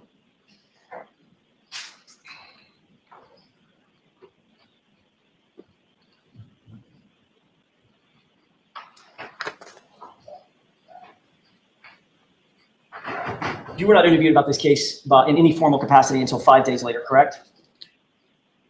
That sounds about right. February 1st, Trooper Proctor? I'm not exactly sure the date, but it was several days after, yes. I'm sorry, I said February 1st, maybe it's I don't- February 3rd.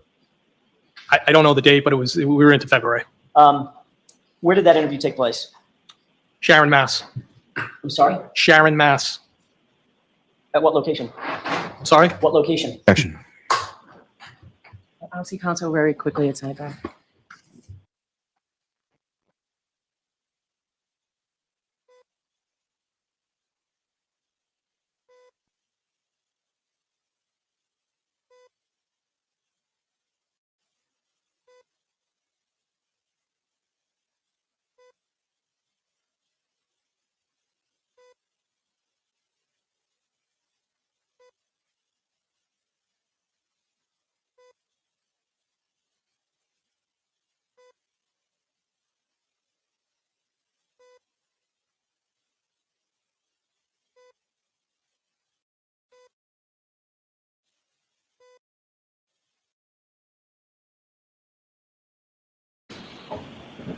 May I? Yes. Okay, the interview was not at the police station. It was not, no. By the time you interviewed with Trooper Proctor, you had already had numerous conversations with Brian Albert. Is that safe to say? Well, the interview was with both Trooper Proctor, Sergeant Buchanan, and of course, I've talked to Brian Albert because of what took place. Higgins, that was a yes or no question. Yeah, of course I've talked to him, yes. Okay, and the answer is yes, right? Can we agree? The answer is yes. Thank you. By the time you spoke with Trooper Proctor and Trooper Buchanan, you had already had numerous conversations with Chief Berkowitz, correct? Yes, You had already had numerous conversations with Kevin Albert. yes, You had already had this meeting with the Alberts and the McCabe's over at 34 Fairview. Is that right? I went to the house. And discussed this case. as you earlier described in your I testimony. discussed what we were trying to figure out what You happened. discussed this case, Mr. Higgins. Well, at that point, it wasn't a case. Okay, I'm not parsing words about what a case is versus a matter versus an issue. You understood my question, didn't you? Yes. Is there a reason you don't want to answer that question? I don't have a problem. Objection, Your Honor. No, is there a reason? Why don't you go ahead and explain? Well, I feel you're trying to make it sound like something it wasn't. It I'm was, not trying to make it, it sound like anything, sir. I'm asking a question. Had you discussed this case or the issues surrounding this case with those folks? I did discuss things when I went back to the house. Yes. And that was before you met with Trooper Proctor and Trooper Buchanan, Yes, correct? that's correct. You had already spent an enormous amount of time at Canton PD. We've just gone through those records. Is that right? I have been at Canton PD. Yes. And you had been able to talk to, you had access at least to all the officers, correct? What do you mean by, can you Anybody that was coming and going at Canton PD. access for what purpose? Just to walk by them, to hear what they were saying, see what they were doing. Yeah, it's not what I was doing. No. I'm not accusing you of doing anything. I'm saying you had access to the individuals within the Canton PD, correct? To interact if needed. Yes. And very obviously, you had access to the Sally Port And access. Yes. And that's a cut through I used all the time. and anything that was in it, correct? I wouldn't need anything in it. It was only after all that that Michael Proctor thought that you were worthy of a conversation. I'll Objection. rephrase it. It was only after all of that that you were interviewed by Michael Proctor and Trooper Buchanan, correct? I wasn't interviewed to the following days. That's correct.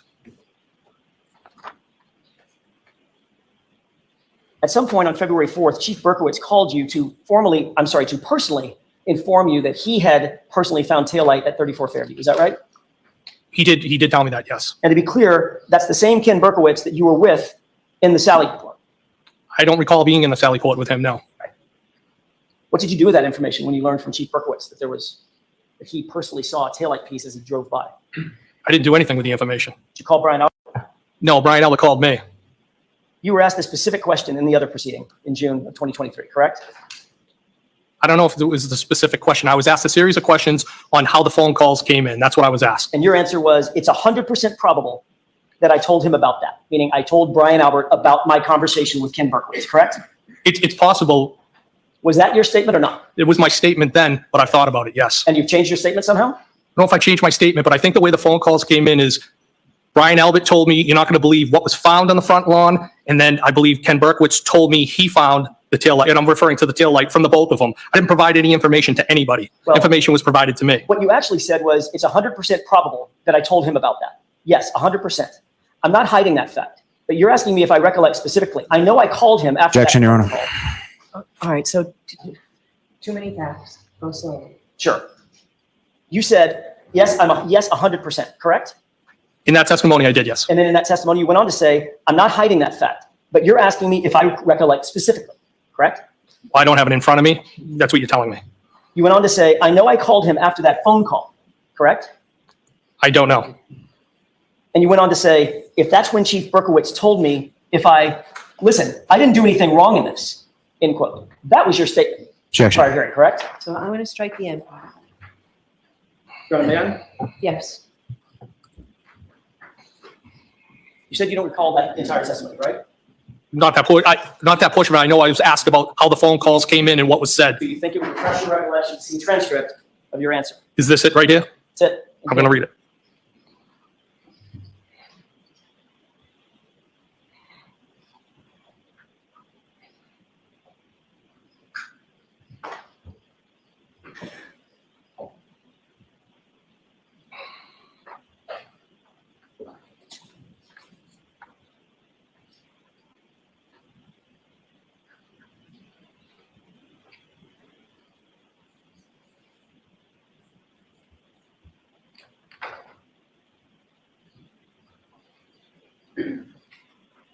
May I? Yes. Does that refresh your recollection to what your testimony was under oath in June of 2023? I do. And you said, if that's what Chief Berkowitz told me, listen, I didn't do anything wrong in this, correct? That was the statement I made. Yes.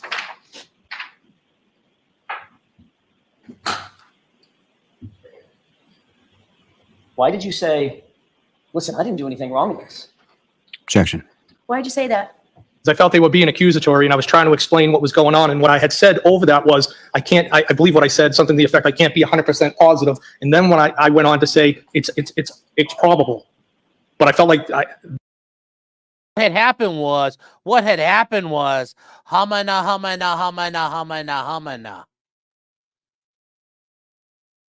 You know, there's always an excuse with these guys. It's always an excuse. It's always an excuse. They were being accusatory, and I was trying to explain how the phone calls came in. I've had time to reflect about it after that, since that testimony, and that information about the taillight that was found was provided by each person. I didn't provide any information to anybody. Next question. Thank you. You said, look, I didn't do anything wrong in this because it looks like you and Ken Berkowitz were colluding to provide information to Brian Albert, correct? Objection. Is that correct? Absolutely not correct. That's You wrong. knew that was going to look like collusion, which is why you said, look, I didn't do anything wrong in this. Objection. Objection sustained. Mr. Higgins, if you wanted to get rid of, and you've dealt with cell phones and electronic devices in your career many, many times, correct? Over my career, yes. You've probably even written search warrants for them, things of that nature, right? Yes. If you wanted to destroy evidence on your cell phone, what kind of steps might you take to do that? Objection. If you wanted to just get rid of information on your cell phone that would be unrecoverable, what steps might you take? Objection. Sustained. Do you know how to get rid of information on your cell phone? Objection. That's allowed. You can answer that. Do I know how to get rid of information? I mean, I think there's different ways. You could wipe your phone. Anything else? You could wipe your phone. Good. Factory reset. Factory reset might be one, wiping your phone, taking the SIM card out. I don't know that the SIM card's going to take information that's on the phone out. So that might be one avenue. You could break the SIM card in half or snap it. It could, yes. You know, the SIM card stores an enormous amount of data that the phone's just a brick. No, I don't know that. Okay. You could also, if you take the SIM card out, you just get rid of the phone somehow, right? Just destroy it. Yes. Might even consult with some kind of an expert to help learn how to permanently erase things from a phone, like a forensics expert, for instance. Objection. Sustained. On Saturday, January 29th, you spent much of the morning at Brian Albert's house, and then the rest of the day variously at Canton PD. You would agree with that, correct? No, you said I spent much of the morning at Brian Albert's house? Correct. In other words, you went over there at whatever it was, 7:50, 8 o'clock, something like that, and then until about 9 o'clock. No, I got over there around 7 o'clock, and I was there less than an hour. I wasn't there most of the day. Okay, I never fair went back there. So you spent time at Brian Albert's house, then much of the rest of the day at Canton PD, correct? Yes. And then the very next day, that Sunday, you called a friend of yours, a guy named Matt Kelch, didn't you? Yeah, he's my best friend. And Yes. he's a special agent with the FBI, isn't he? No, he's not. Was he then? He's never been a special agent with FBI. He's a special agent with ATF. My mistake. I thought he was with the FBI. He's a He- federal special agent, He's a coworker of mine. Yes. which makes him a federal special agent, right? An ATF agent. Yes. And does he work for or have access to the Regional Computer Forensics Lab? Yes, he works over there. Okay, that's the FBI Regional Computer Forensics Lab, correct? Yes. That's how I got my mistake. I apologize. Well, I just want to make sure the record's reflected correctly. You and me both. So you reflected it correctly. So Matt Kelch is an ATF agent who works at the FBI Regional Computer Forensics Lab, correct? Yes. And he's an expert in digital forensics, is he not? He has a level of expertise more than myself. And Yes. he's one of your best friends. He is my best friend. You spoke to him about the death of John O'Keefe, did you not? Yes. And you asked him for a personal favor, sort of off the books, correct? Objection. In that form, I'll sustain you. Did you ask him for a personal favor? No. Did you ask him to show you or consult with you how to pull things off of your phone that you decide to get off your phone? I asked him how I could pull text strings off my cellular telephone for the purpose of providing them to law enforcement. This was not in connection with any case that he was working, correct? That's correct. It was not in connection with any case you were working, correct? Objection. Objection sustained, but you already answered. I'll strike that answer. Second question you can answer. Is this in connection to any case you? No, Your Honor. Next question. But you asked your friend to utilize his resources to teach you how to extract certain information off your phone? Is that what you did? I asked him if it was possible to get this off, if there was a method to get this off my phone so I could provide it to law enforcement. And that information was selected by you, correct? Two particular text threads, yes. Right. In other words, there was nobody else that was picking and choosing what to get off your phone. That was just you. It was me, yes. And the reason you did that, Mr. Higgins, is that you wanted to control and limit the amount of information that was pulled off your phone, right? Objection. Is that why you did it? No, I did it because I wanted to provide it to law enforcement, Your Honor. Okay, next question. But you could have just provided your phone to law enforcement and let them image the entire thing, correct? I guess that was an option, yes. And you knew that was an option at the time. And you're a trained ATF agent. What's the question? You knew it was an option to just hand your phone over. Just pick it up and give it to them. And there was also an option to provide it to them as well. Right.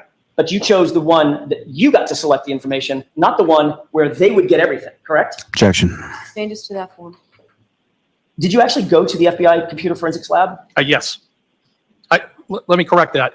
I didn't go to the lab itself. I went to a kiosk, what they refer to as a kiosk on the first floor over at FBI. Okay. And all local PDs, law enforcement have access to that. And that's obviously, It's an unrestricted area. You can be in there, as I understand it, unaccompanied if you're local law enforcement. It's on the first floor. that is a federal facility, however. Yes, it is. Did you utilize any computer or any data extraction machinery, if you will? A computer or something to extract this data? Well, it was a machine. I don't know what it's called. Okay, fair enough. I'll use the word machine. I don't know what it's called either. So you hooked that phone up to a machine, correct? Yes, And that machine belonged to the FBI. It didn't belong to you. Is that right? that's correct. So that was a federal resource, not for anything having to do with any official case that you were working. Isn't that right? Objection. So I need to see you. I know this is, so I need to see you.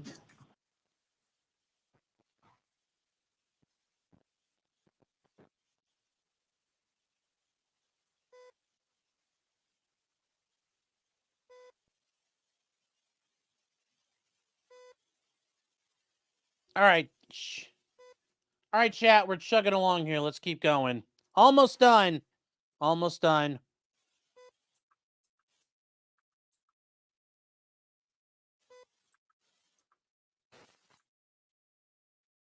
I think we're going to end. I think we're ending if everybody's standing up.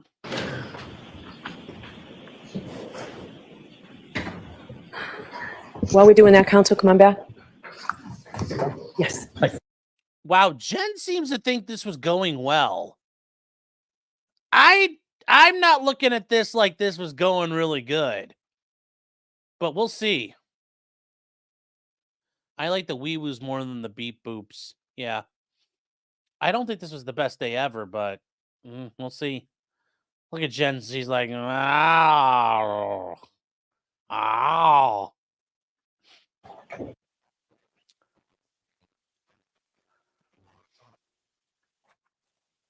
Let's see what we got.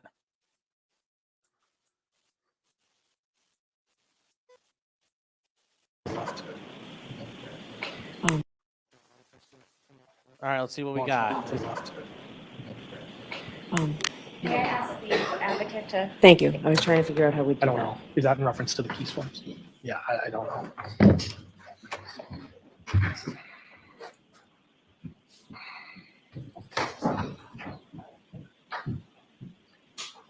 Guys, I don't know how everyone should hear me. I'm pausing and talking.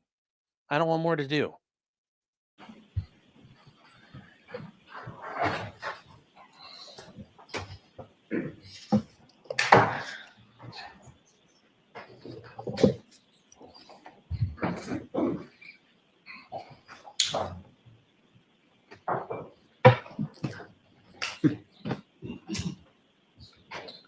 We may as well use this time with me asking counsel a question at sidebar. God, they feel like they hit a home run. I don't think they did. They're acting like they hit a home run, and I'm like, what? So what are we doing now? What are we doing? I mean, let's go.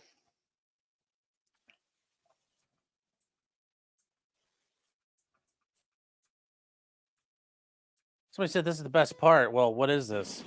Mr. Conley, make an offer of proof of a question he's about to ask your client, or a couple of questions he's about to ask your client. Doesn't make any sense to me that somebody has counsel and the counsel is not aware of a potential issue. So you'll hear the offer of proof. Wait, yeah, that was part of the issue. This guy's attorney wasn't fucking sitting around, so they had to wait and go grab the attorney. This is why his attorney should have been in the courtroom from the start. But all right, here we go. See what it is. I'll let you speak to Mr. Higgins before this actually happens before the jury. Could I just have him identify? Yes, I was just going to ask you to identify yourself. Sure, my name is William Connolly, spelled C-O-N-N-O-L-L-Y.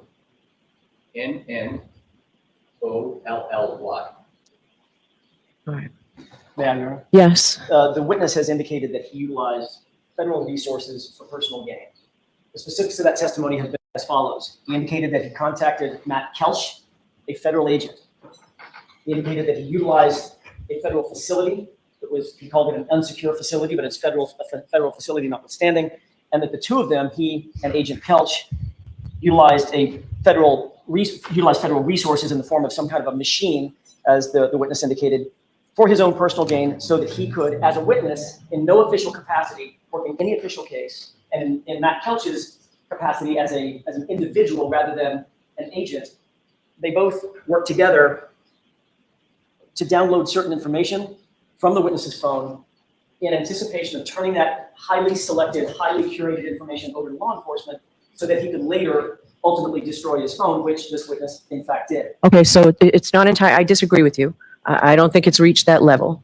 His testimony was that he went to a kiosk on the first floor where all local police departments can go. It's unrestricted. It's on the first floor. And we just got to the part about a machine in the kiosk when you mentioned an FBI resource. So what is your question? What questions do you intend to ask this witness now? Whether he's aware that under 5 CFR 2635.702, it is a federal offense to use his public office, to use any public office for his own private gain or for the gain of persons or organizations with which you are associated personally. In other words, an FBI agent or an ATF agent cannot use federal resources for personal gain. The fact that he contacted an ATF agent, the fact that he utilized a facility that is owned by the federal government, run by the federal government, paid for by taxpayer dollars, and the fact that he used a machine that is owned by the federal government to download certain information for his own personal gain, that personal gain being, these are the curated texts that I'm going to turn over to law enforcement, that's a federal offense. All right, so those questions, but I wanted to give you the opportunity to speak privately with your client in the back room there. Can you do it in short order? Do you need I more can time? do it in about 10 seconds. Okay, Sure. all right. If you feel the need. So why don't you go back and talk to him? I'll stop bringing the jury, or getting the jury lined up to come back, okay?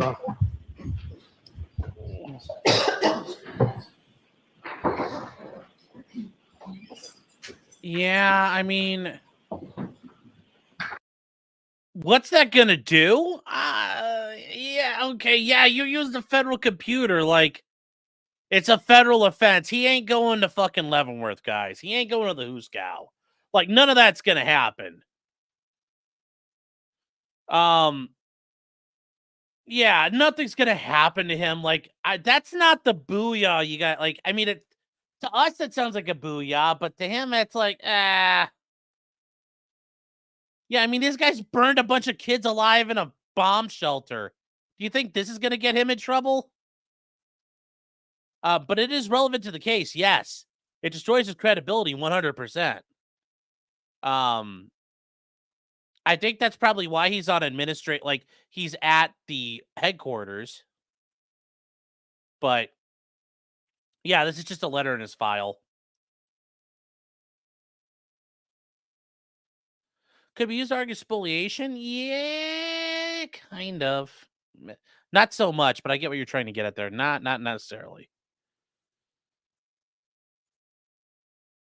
I wouldn't argue I don't think spoliation would work.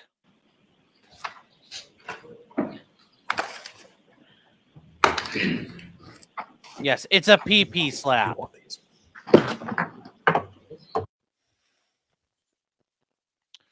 All right.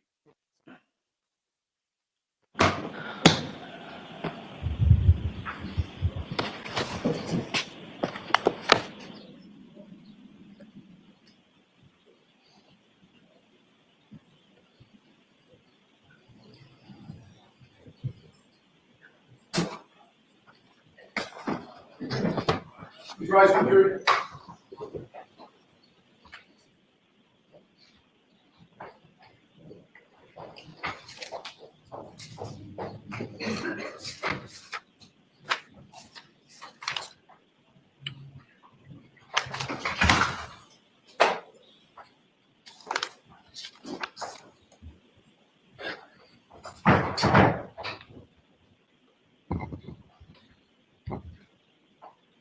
Be seated for the session. All right. We have a very few minutes left, Mr. Jackson. Understood. Mr. Higgins, you indicated that the phone was hooked up to some sort of machine at the FBI kiosk, correct? Yes. You're aware, sir, that under 5 CFR 2635.702, you may not use your public office for your own personal or private gain or for the gain of persons or organizations with which you are associated personally, under pain of a federal offense, correct? Objection. No, Your Honor. Are you aware that under 5 CFR 2634.704, it's a felony to quote? Objection, Your Honor, as to an reading. employee, Go ahead and finish the question. for an employee, I'm sorry, an employee has a duty to preserve and Why is there an objection? He's reading something and asking the guy a question. Does it matter if he fucking memorized it? conserve government property and shall not use such property or allow its use for other than authorized purposes. Were you aware of that federal regulation? That objection sustained. Sir, notwithstanding those regulations, you utilize the services of Matt Kelch as a friend and a colleague, but utilizing federal resources to pull information off your phone, correct? Objection. Sustained as to that form. In fact, you were successful in getting information off your phone, which is the text that you turned over to the Commonwealth, correct? Objection. In that form, you're almost there, Mr. Jackson. That form was improper. The information that was ultimately pulled off your phone was the information that you selected and you and Matt Kelch worked together to get off your phone, correct? Objection. Is that correct? No, Your Honor, if I could explain. Sure. He walked me through on how I could pull the text string with John O'Keefe and the defendant. He walked me through the process, how to use the machine. And then you did that. I did do that. That's And that's correct. what you turned over to the police. That's correct. And any other information would still be on your phone ending in 5421, correct? Well, that information stayed on my phone. I just took those strings off and provided them to the Mass State Okay, Police. so where's your phone? I do not have that phone anymore. You've destroyed that phone, haven't you? No, I threw the phone away. Well, that's destroying the phone, isn't it? I had every right to do that. I didn't ask you about your rights. I asked you what you did. Objection. Sustained. You destroyed the phone by removing the SIM card. Correct? Objection. Sustained. Did you do that? Did you pull the SIM card out? Objection. Did you pull the SIM card out of your phone? Your Honor, to the best of my recollection, if I did take the SIM card out, I would have, when I threw it away, if I was going to take it out, I would break it or cut it. But I did not wipe the phone. I did not take anything else off it. But if I was going to throw the phone away, that's what I would have done. Okay. You know, as an ATF agent with electronic data experience, when you pull the SIM card out and break it, and then throw the phone away and the SIM card away, you don't need to wipe the phone. Objection. Sustained. Mr. Jackson, that's it. Your Honor, One more question. I can do this in 30 seconds. I think. You were aware that that there was a court order that you not alter, delete, or destroy, or in any way manipulate your phone or the electronic data associated with it, correct? Objection. As to what date? As of September 30th, 2022. Objection. I don't believe that's what the court order was. I think it's Your Honor, I was. can make a quick offer of proof. That's exactly what it was that he was notified. Were you aware of that? Was that your understanding? What's the question exactly, Your Honor? I'm sorry. That's the question again. Sure. Were you served with a copy of a notice on September 30th, Just say 2022, that you not alter or destroy or manipulate anything on your phone on September 30th? I was served an order. Yes, that's correct. And isn't it true, in another hearing, you explained that on September 29th, the day before you claimed you got that notice, you changed phone carriers and changed phone numbers And I maintained the phone. until you didn't, when you destroyed it a month later by pulling the SIM card out and throwing it away, correct? Objection. Sustained. Did you do that in October? Did you destroy that phone? Objection. Sustained. Did you pull the SIM card out of your phone, Mr. Higgins? Did you? It's possible that I did. I believe that's how I've testified. Yes. You testified. It's possible that if I took it out, that it was either cut or broken. It's not just So possible. that, And that would have been after the date the order was already denied. Mr. Higgins, I have one question left. One question. Did you, Mr. Lally already standing. I haven't even started. have a seat, Mr. Lally. Go ahead. Last question, Mr. Jackson. Quiet, please, quiet. Mr. Higgins, very simply, and then we're done. Did you remove the SIM card for that phone, drive onto a military base, throw the SIM card in one dumpster and the phone in a different dumpster? That is not correct. Did you testify That was your one question, Mr. Jackson. All right, folks, that's it for today. We will see you Tuesday. Have a great long weekend, please. It's very important. Do not discuss this case with anyone. Don't do any independent research or investigation into this case. If you happen to see, hear, or read anything about this case, please disregard it and let us know. We will see. All right. Holy shit. Okay. Well, it was closing time. That's why she stopped him. So yeah, I didn't destroy it. I just threw it away. I didn't destroy it. The garbage truck did. The crusher did. The machine that goes chomp, chomp, chomp, chomp. Then he hit the brave little toaster. That machine broke the phone. I just put it there. That's what that guy just did. That's what that guy just did. Now, I will point out, he's claiming that the court denied that order, ultimately, which I guess I'm going to have to hear that part. If that's the case, then Karen's really fucked. So let's see.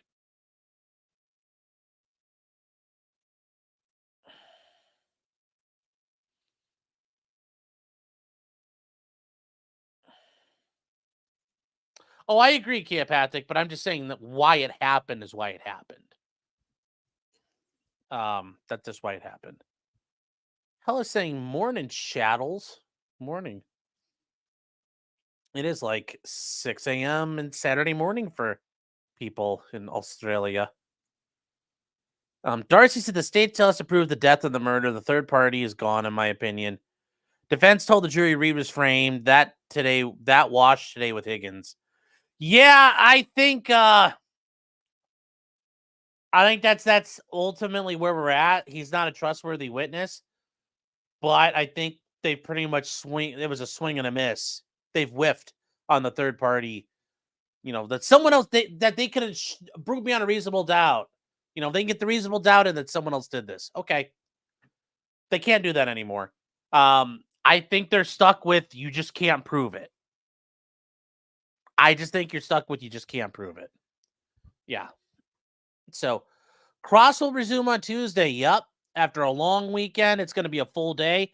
I'm in court that morning, so I will not be here. We'll have to start up Tuesday night or Tuesday afternoon. So Tuesday morning, you guys are on your own.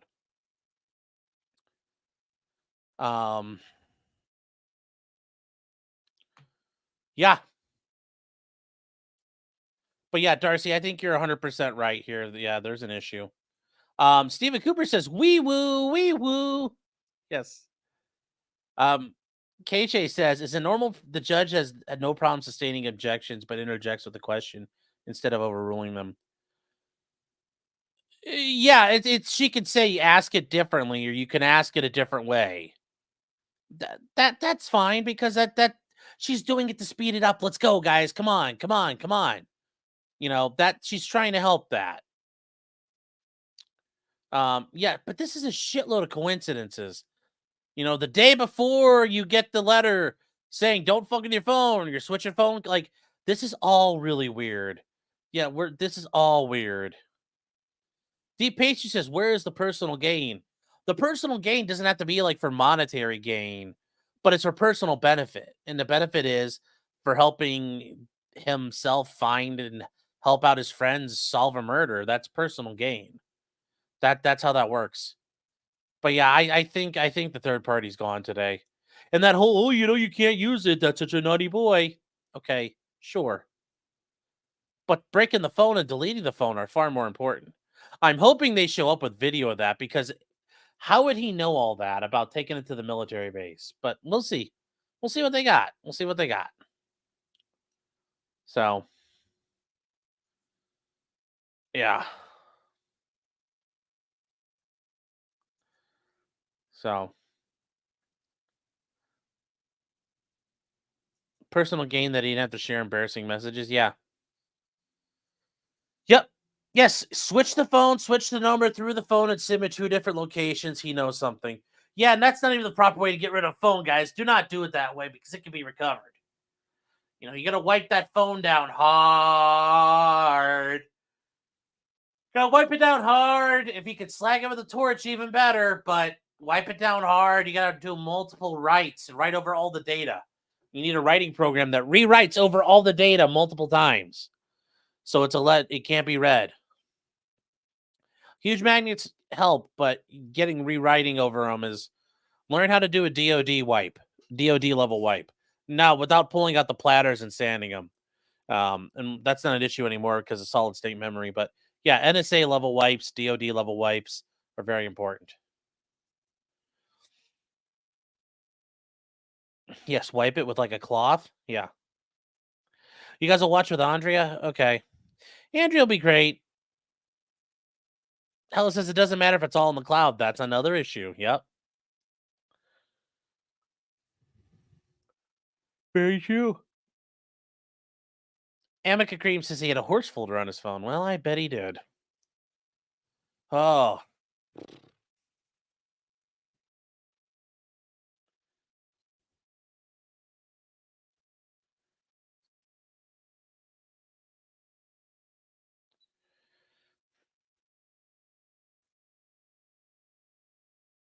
So I just, yeah,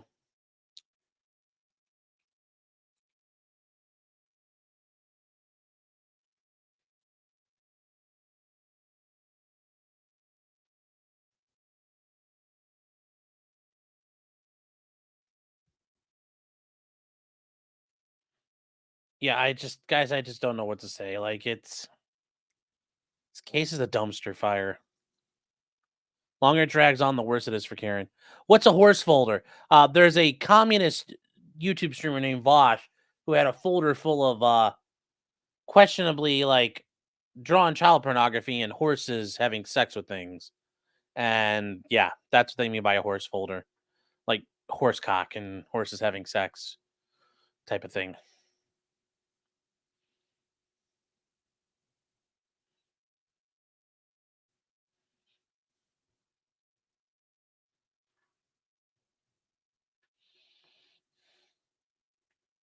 So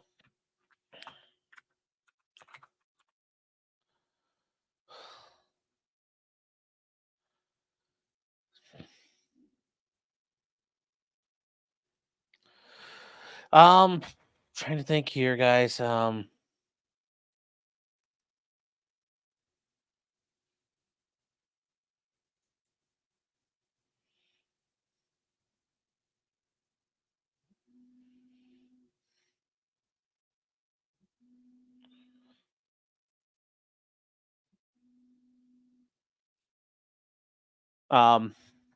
So yeah, guys, hold on one second real quick.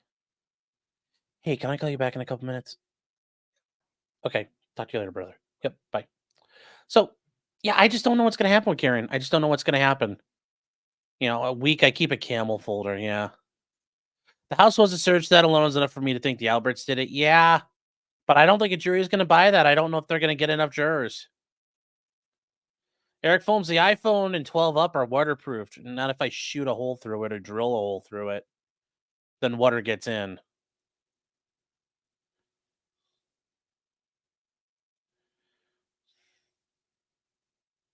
Yes, his name is Vosh.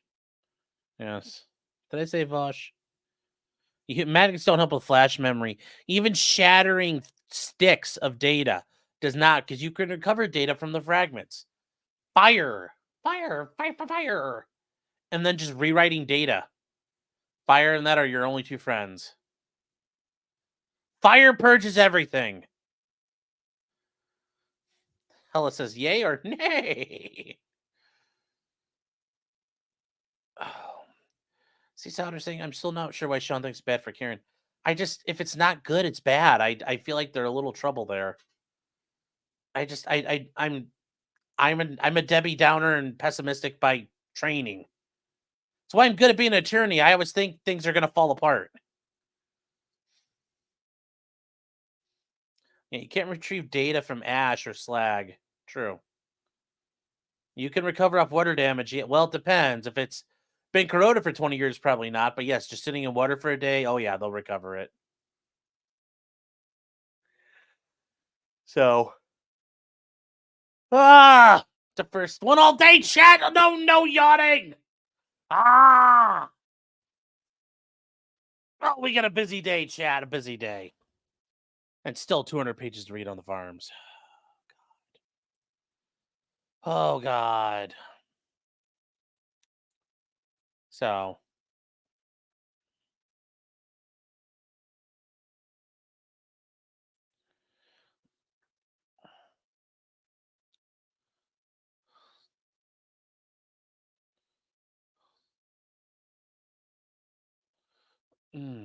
Um.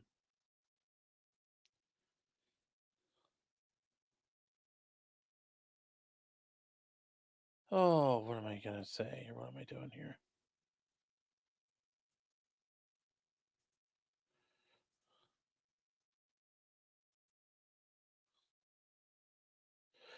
Yeah, I don't know. I don't know.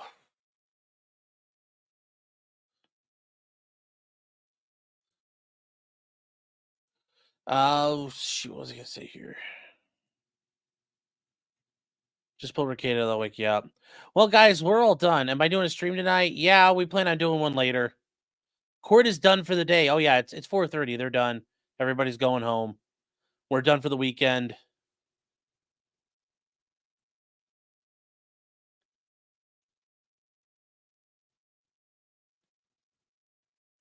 Iron that yawn. Yeah. Probably like 9:30 or so, guys. We'll be on again. God, we'll cover all the shit we didn't cover this week. And then the updates for Nick. There's some updates for Nick, and holy shit, there's some updates. So, Winter Soldier says, "You watching Indy 500?" No, I'm watching Monaco. 7 a.m. son. Indy 500.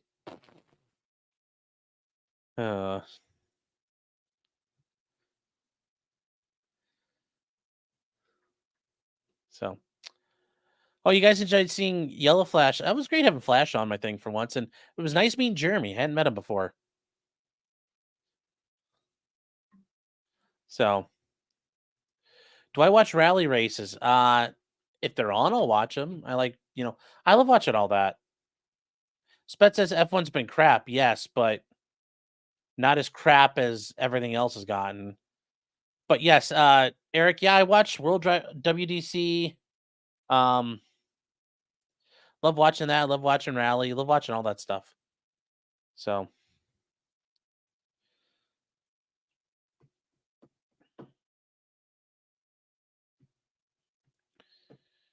Nick looks low on dopamine, so.